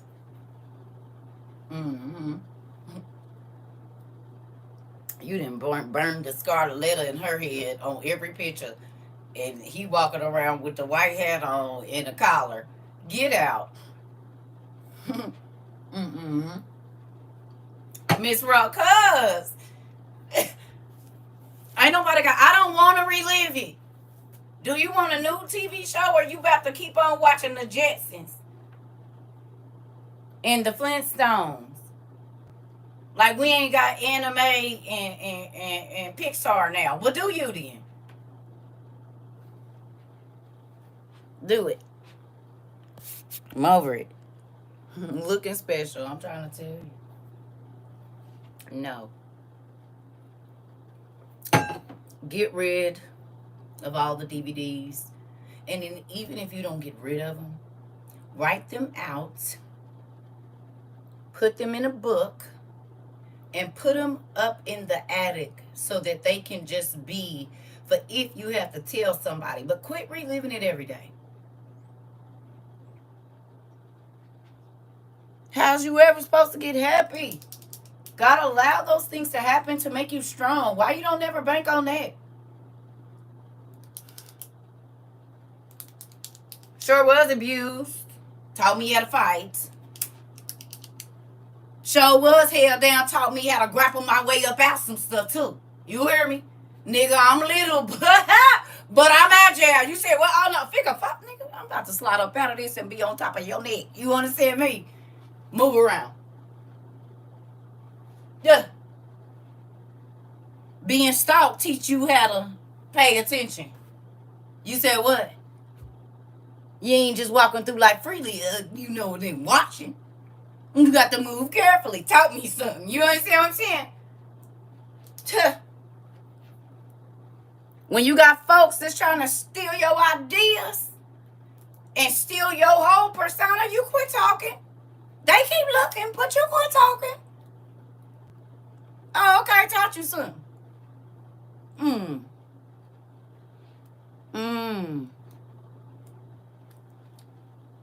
Get your husband stole, you quit talking. Get your wife stole by your friend, you quit talking. I bet that next time around you ain't gonna tell nothing. How y'all doing? Fine. Anything going on over there? Absolutely not. Absolutely not. So how y'all been doing? Great. Girl, what he be doing for you? Things. He keep a smile on your face, dude.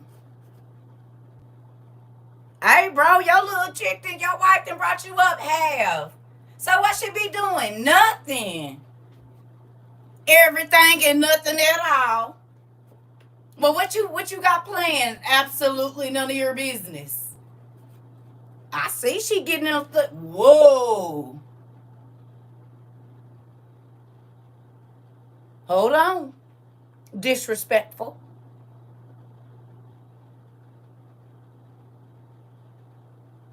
I think you need to take your eyes and put them on the Lord and get them off my spouse. You hear me? How your business doing? Amazing. I ain't seen nothing. That's okay. Plants don't start in the light. They start in the dark.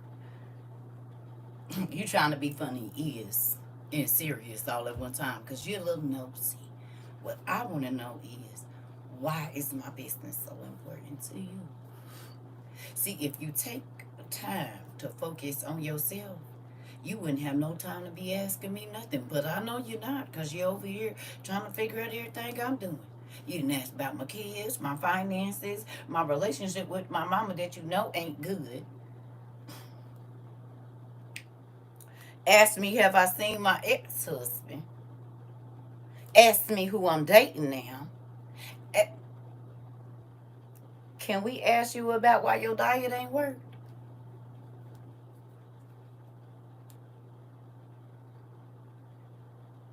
Can we ask you about why you ain't had a raise that you been at a job for 27 years?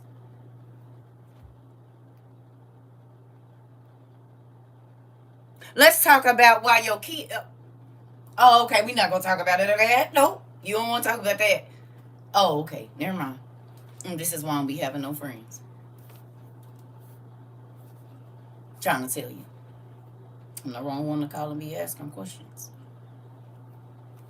Girl, when was the last time you had an STI, huh?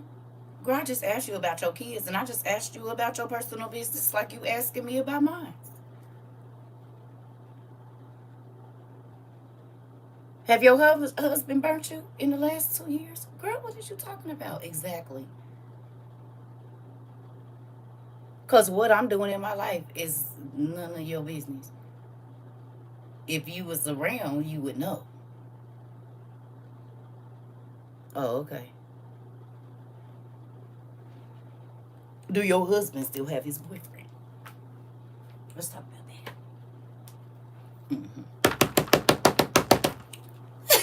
If we want to talk about that, because I seen him down, but I thought that was his cousin, but it wasn't. And I heard, I mean, if we going let's go on and just go on down through there then. Since we just all being nosy, let's be nosy together. Uh-huh. Your husband's still flying in and out of the country every week?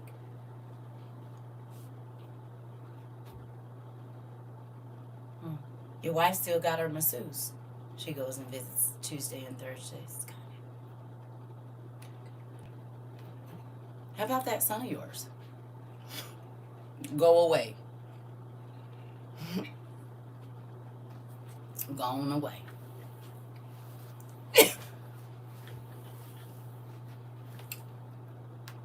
I told you my mama said, where you get that stomach? Girl, the same story you did. This is my mama. She said that stomach laying in your lap. I said, girl, I got it from you. I shop at the same fat stomach store you did. She didn't say nothing else about it. And this was recently, in the last year or so. We all gonna talk about it.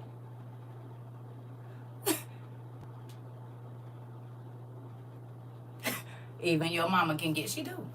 Mama, girl, I'm about to get off this spot. Oh, okay, because see, it's a train, and sometimes it slows down fast enough for you to get off. I suggest you go ahead and take that leap. Because if you stay on, it's going to be bumpy for you. The trick, look.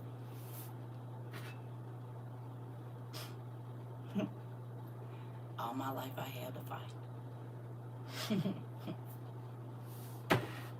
I'm trying to tell you. Where is my fan in?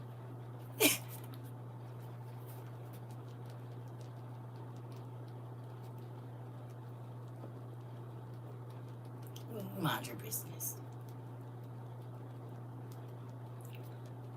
Listen, you said I don't converse with monitoring spirits. Well, some people is married to some, and they don't even realize it.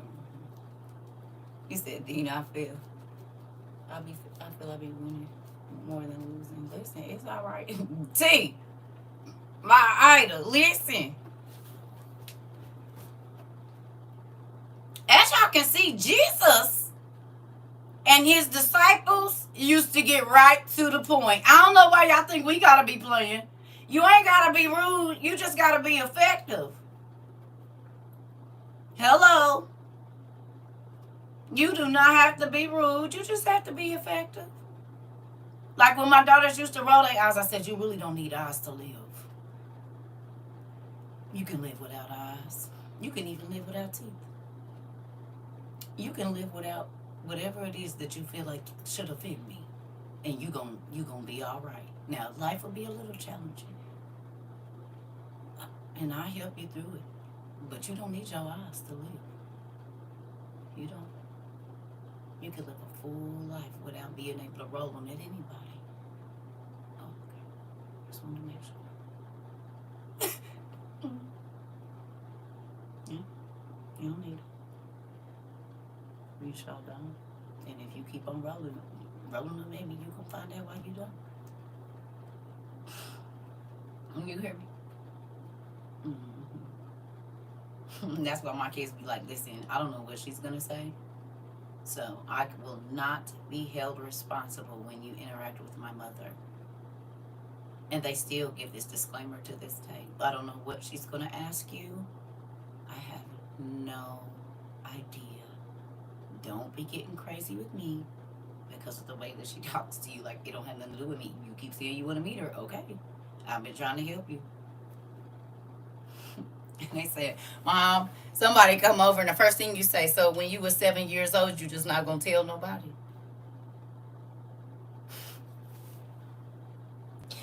Tell your mama what happened to you when you were 7. Go on and tell them. First time ever meet them, they be like, oh my God, I'm going to go outside. You want something to drink? I'm going to go on in. Y'all won't, because you about to be here for a while. And then, like on the cartoons, the person's eyes start welling up all the way till it get to the top, and then you see the infamous tear duct. Boom. Well, don't bring them over here then, because I can't walk around and just keep looking into their sad puppy dog eyes and act like God ain't showing me flashes of their life. It is what it is. Here, call your mama, go on outside and tell her. Because, listen. In real life, thank you, Pumpkin, in real life. You can't be walking around me carrying all that. I can't. It's heavy. Don't come in here acting like Eeyore. How are you? I'm all right. What's going on? Nothing. I'm happy. You don't see me smiling? No. But I do see the Charlie Brown dust Linus cloud on you, the nets. And I definitely, you need to go get you some thistles or something so you can get happy, because, hello, I'm happy to be here. Oh, no. Why would you think that? Ain't nobody gonna go away. I'm Tigger bouncing through this thing. It's Tiggerific. You hear me, nigga? Jump on this and come on. Get happy. Jumping around on your back and stuff, trying to. Or we can be like, Pooh, we got us a honey pot and we just chilling. We ain't even. Now, some of y'all act like Rabbit. Always tense. Always gotta be moving and doing something. Look.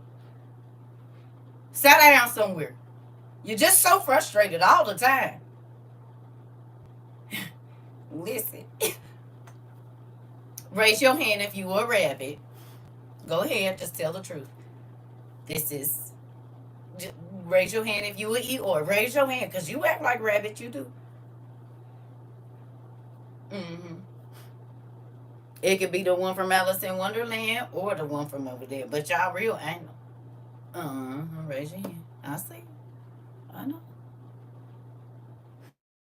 Who? Always.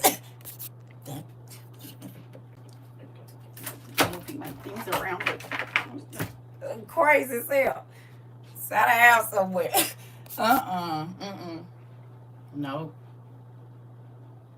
I'm gonna need you to act like Pooh. Please. Christopher Robin, just maybe. My cousin over here telling me to raise my hands. Cause like,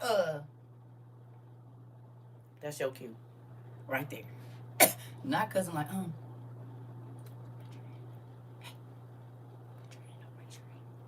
Hilarious. You said it's funny, you know about Winnie the Pooh. Why is that funny? I'm a Winnie the Pooh kid. Hold on now. Yeah. Winnie the Pooh was one of the cartoons I watched as an ancient child. Seeing that's how they said if you're born in 1980, you old. Says the WNBA. I saw that yesterday. I said, no, wait a minute. That's my year. And then my nephew told me on the same day, and he don't nobody play them kind of video games, and laughed in my face. So I guess it's official. Hey, I guess it's official because that baby cracked up in my face. He said, Annie, jump, run. Run. Annie, you don't know how to push your controller and run? Crouch down. Annie, they shooting you. He said, you about to lose all your power. That's okay. I'm only turning 28, and these TikTok kids think I'm auntie. Girl, your cousin. My son just said, he said, Mom, why these kids is coming in to the shop call me He's 28 too. I said, oh, you done made it to unstatus. He said, no. Yeah, technically, you almost 30. You old as dirt to them. About 11 to 15? Oh, yeah. They about to start asking you about was you alive when black and white TV was alive, and you was. They gonna ask you if you had phones. Was it horses and carriages? Was it stores? Did y'all have real phones back in the day? Oh yeah, you at that age.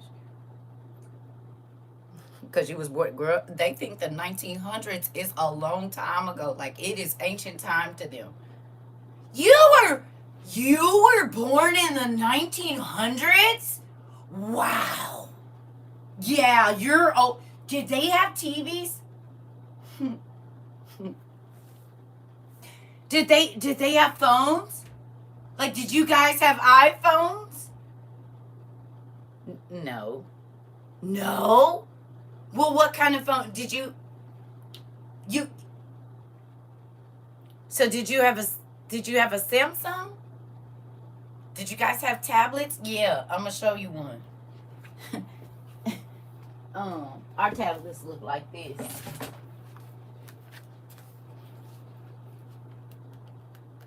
When I was a kid, this was a tablet.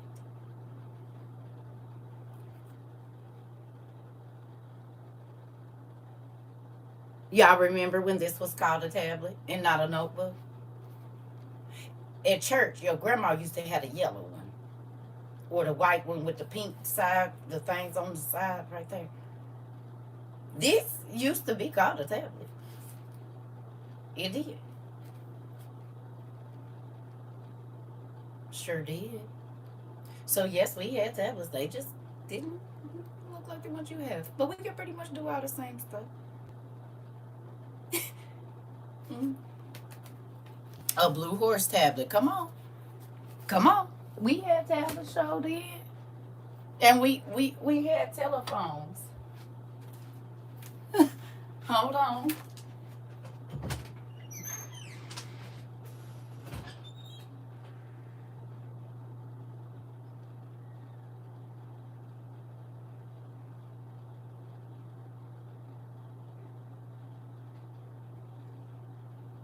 But they look like this. The ones that we had.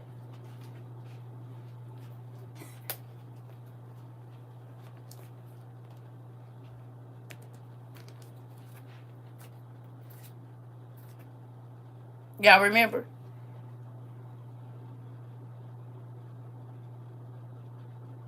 Remember? They look like this.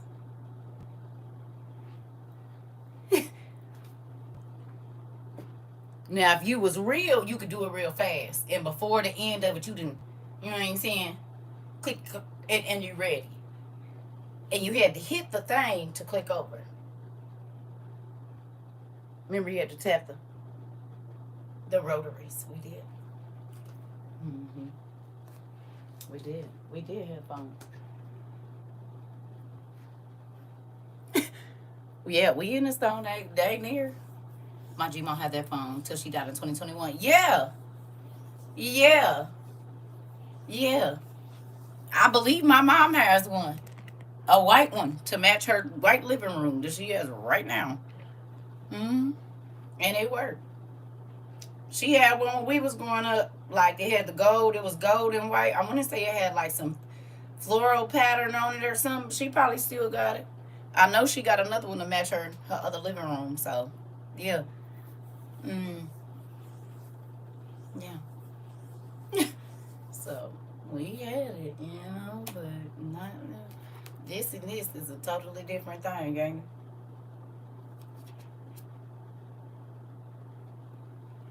it? Mm-hmm. Even our cordless phones. I still remember my old phone number in the phone books. Listen, be in the house too, and be mad when it got wet. I used to have to go help deliver phone books and papers with my granddad and cousins and uncle, brother. Get that big old truckload, yellow books and had to put them out in the bag, put them in the bags, and take them and put the little I participated in all of those activities.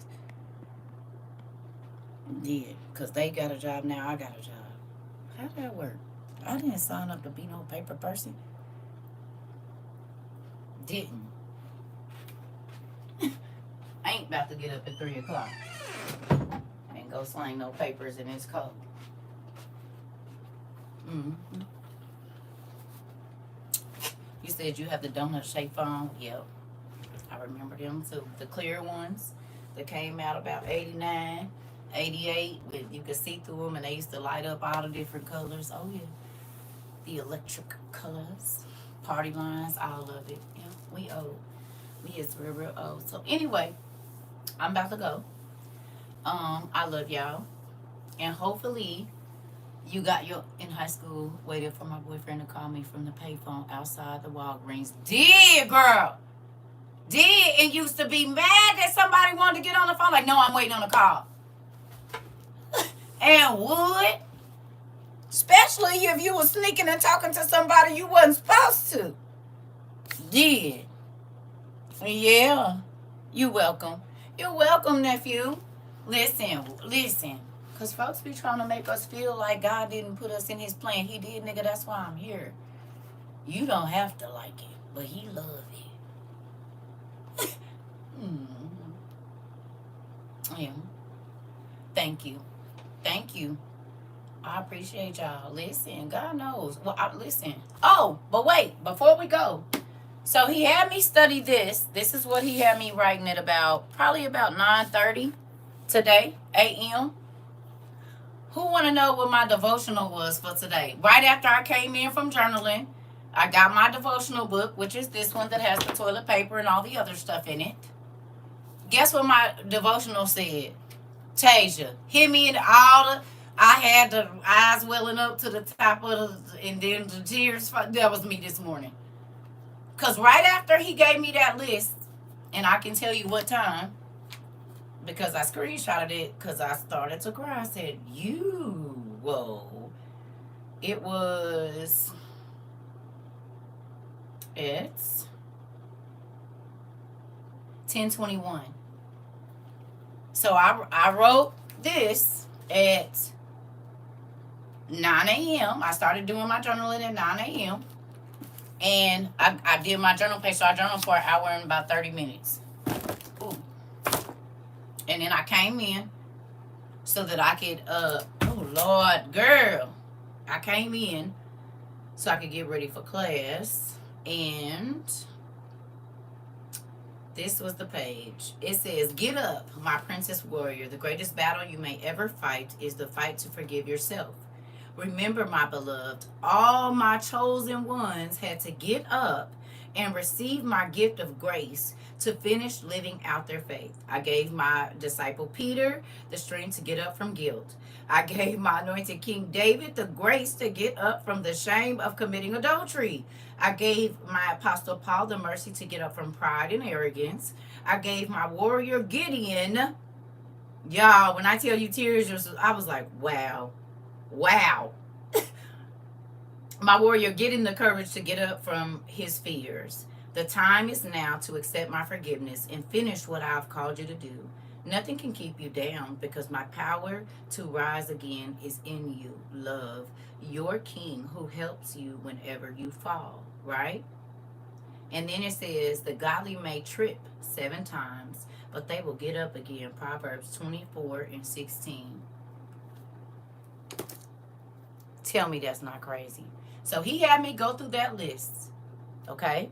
And write down all the people and what they was doing and all of this to turn around and give me that page. And when I tell you, because you don't have to be in physical sin or anything like that to be, you could just be doubting where God is taking you, whatever it is, or not feeling confident in a certain area because of maybe whatever else it is.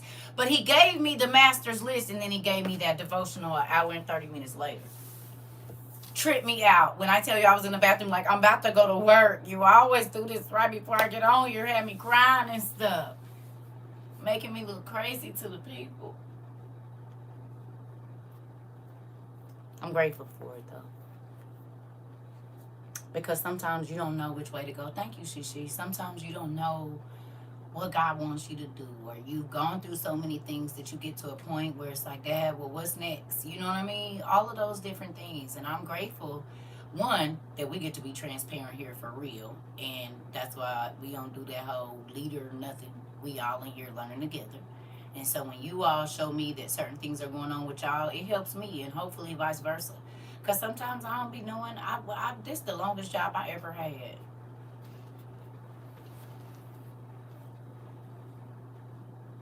I can't believe it. 3 years, nigga? No, I'd have been it. What? You all in my journal. I'm just in a space where I just don't know. And that's because he working on something every time. Every single time. And that was just confirmation in your page. You don't have to know. He do. You hear me? You don't have to know. 4 years ago when I came here, I did not think this was going to be my life. I don't know what I was going to do. Well, yes, I do. I was in the truck. I was going to school for trucking. You know what I'm saying? I was doing that. So that was where I was focused. God said, no, I got something else for you. Actually. And it's going to span the globe, just like you wanted the other one to do. Just not going to, the cargo you going to be moving, or the weight you about to be moving is this right here. This the cargo you about to be moving. This. This is the product I need you to push. This right here. Well, it's fine and dandy and all, but I was thinking more along the lines of, he said, no, I already gave you the product. I just need you to go on and market it. Oh, okay.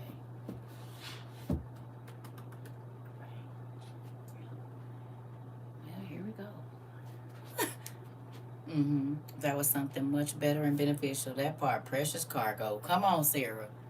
And he didn't have me push it all around the world, on pretty much every continent. So it's pretty cool. Yeah, sure did. It's great. Yeah. Y'all changed my life in more ways than one, and I'm grateful. And we've been able to change other people's lives in more ways than one. Yeah.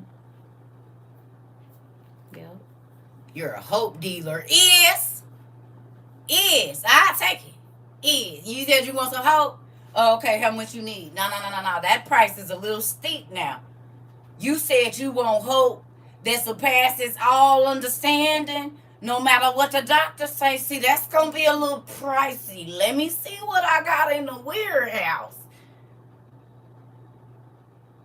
Oh, okay, because see, this hope don't, but this hope right here, this hope right here, yeah, it costs.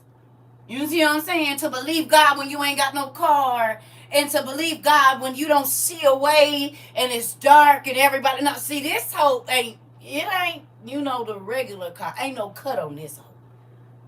Ain't not damn bit of cut on it. You see what I'm saying? It's that pure deal right here. Like, you got to be careful. Don't take it all at one time. You just get your body used to it. Hey, auntie. You got to get your body used to this faith around here. Because, see, this faith ain't for the... You got to be a vet to get on in it. And, yeah. To believe God when you ain't got no job, no car. You know that the disconnect notice is for tomorrow. Yep, you ain't got no insurance. That's a whole, build up a tolerance. Come on, Sarah. Ain't no cut on it. You hear me? We giving it to you raw and uncut. So beware.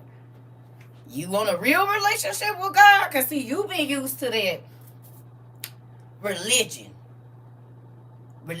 and relationships. See, they cut from it, You got to be,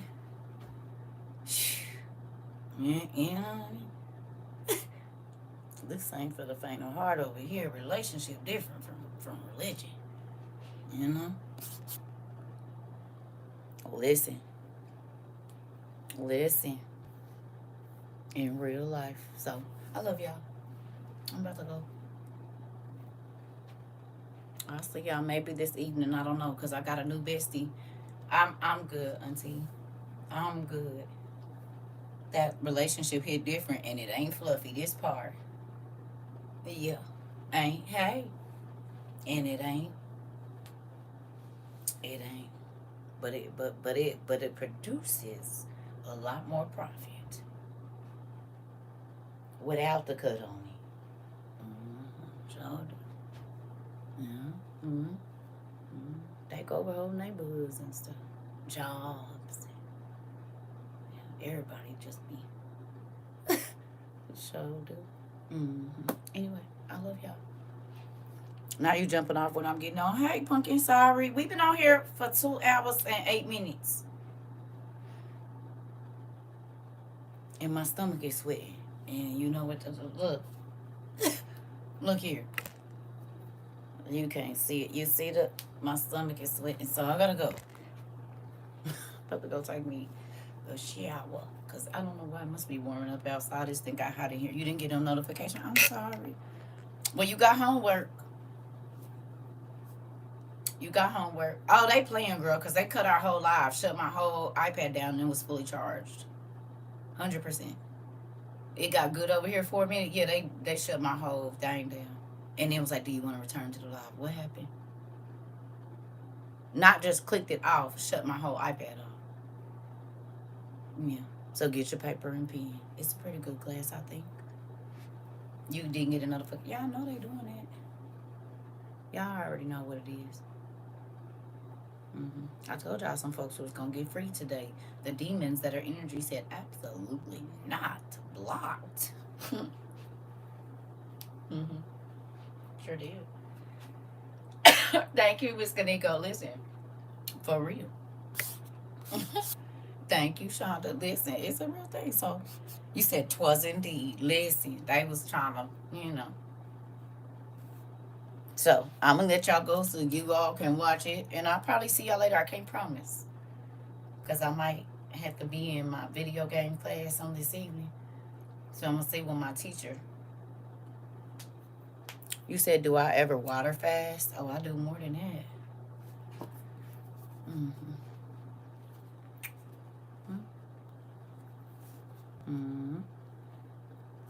Yep. I was raised apostolic, honey. They had us as young children. You can't eat from 7 o'clock at night till 4 o'clock or 5 o'clock tomorrow evening. Oh, yeah, fasting has been a part of my whole life. Yeah. They put the whole church on the fast. That's the kids, too. Yeah. 72 hours. Some of them dry fast as well. No food, no water for 72 hours. Yeah. Good job.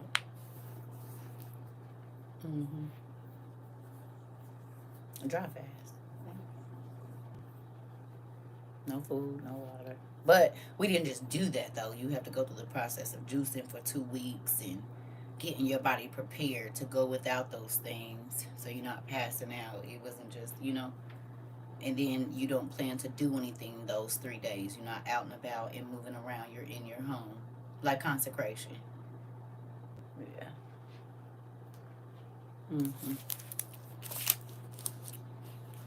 Yep.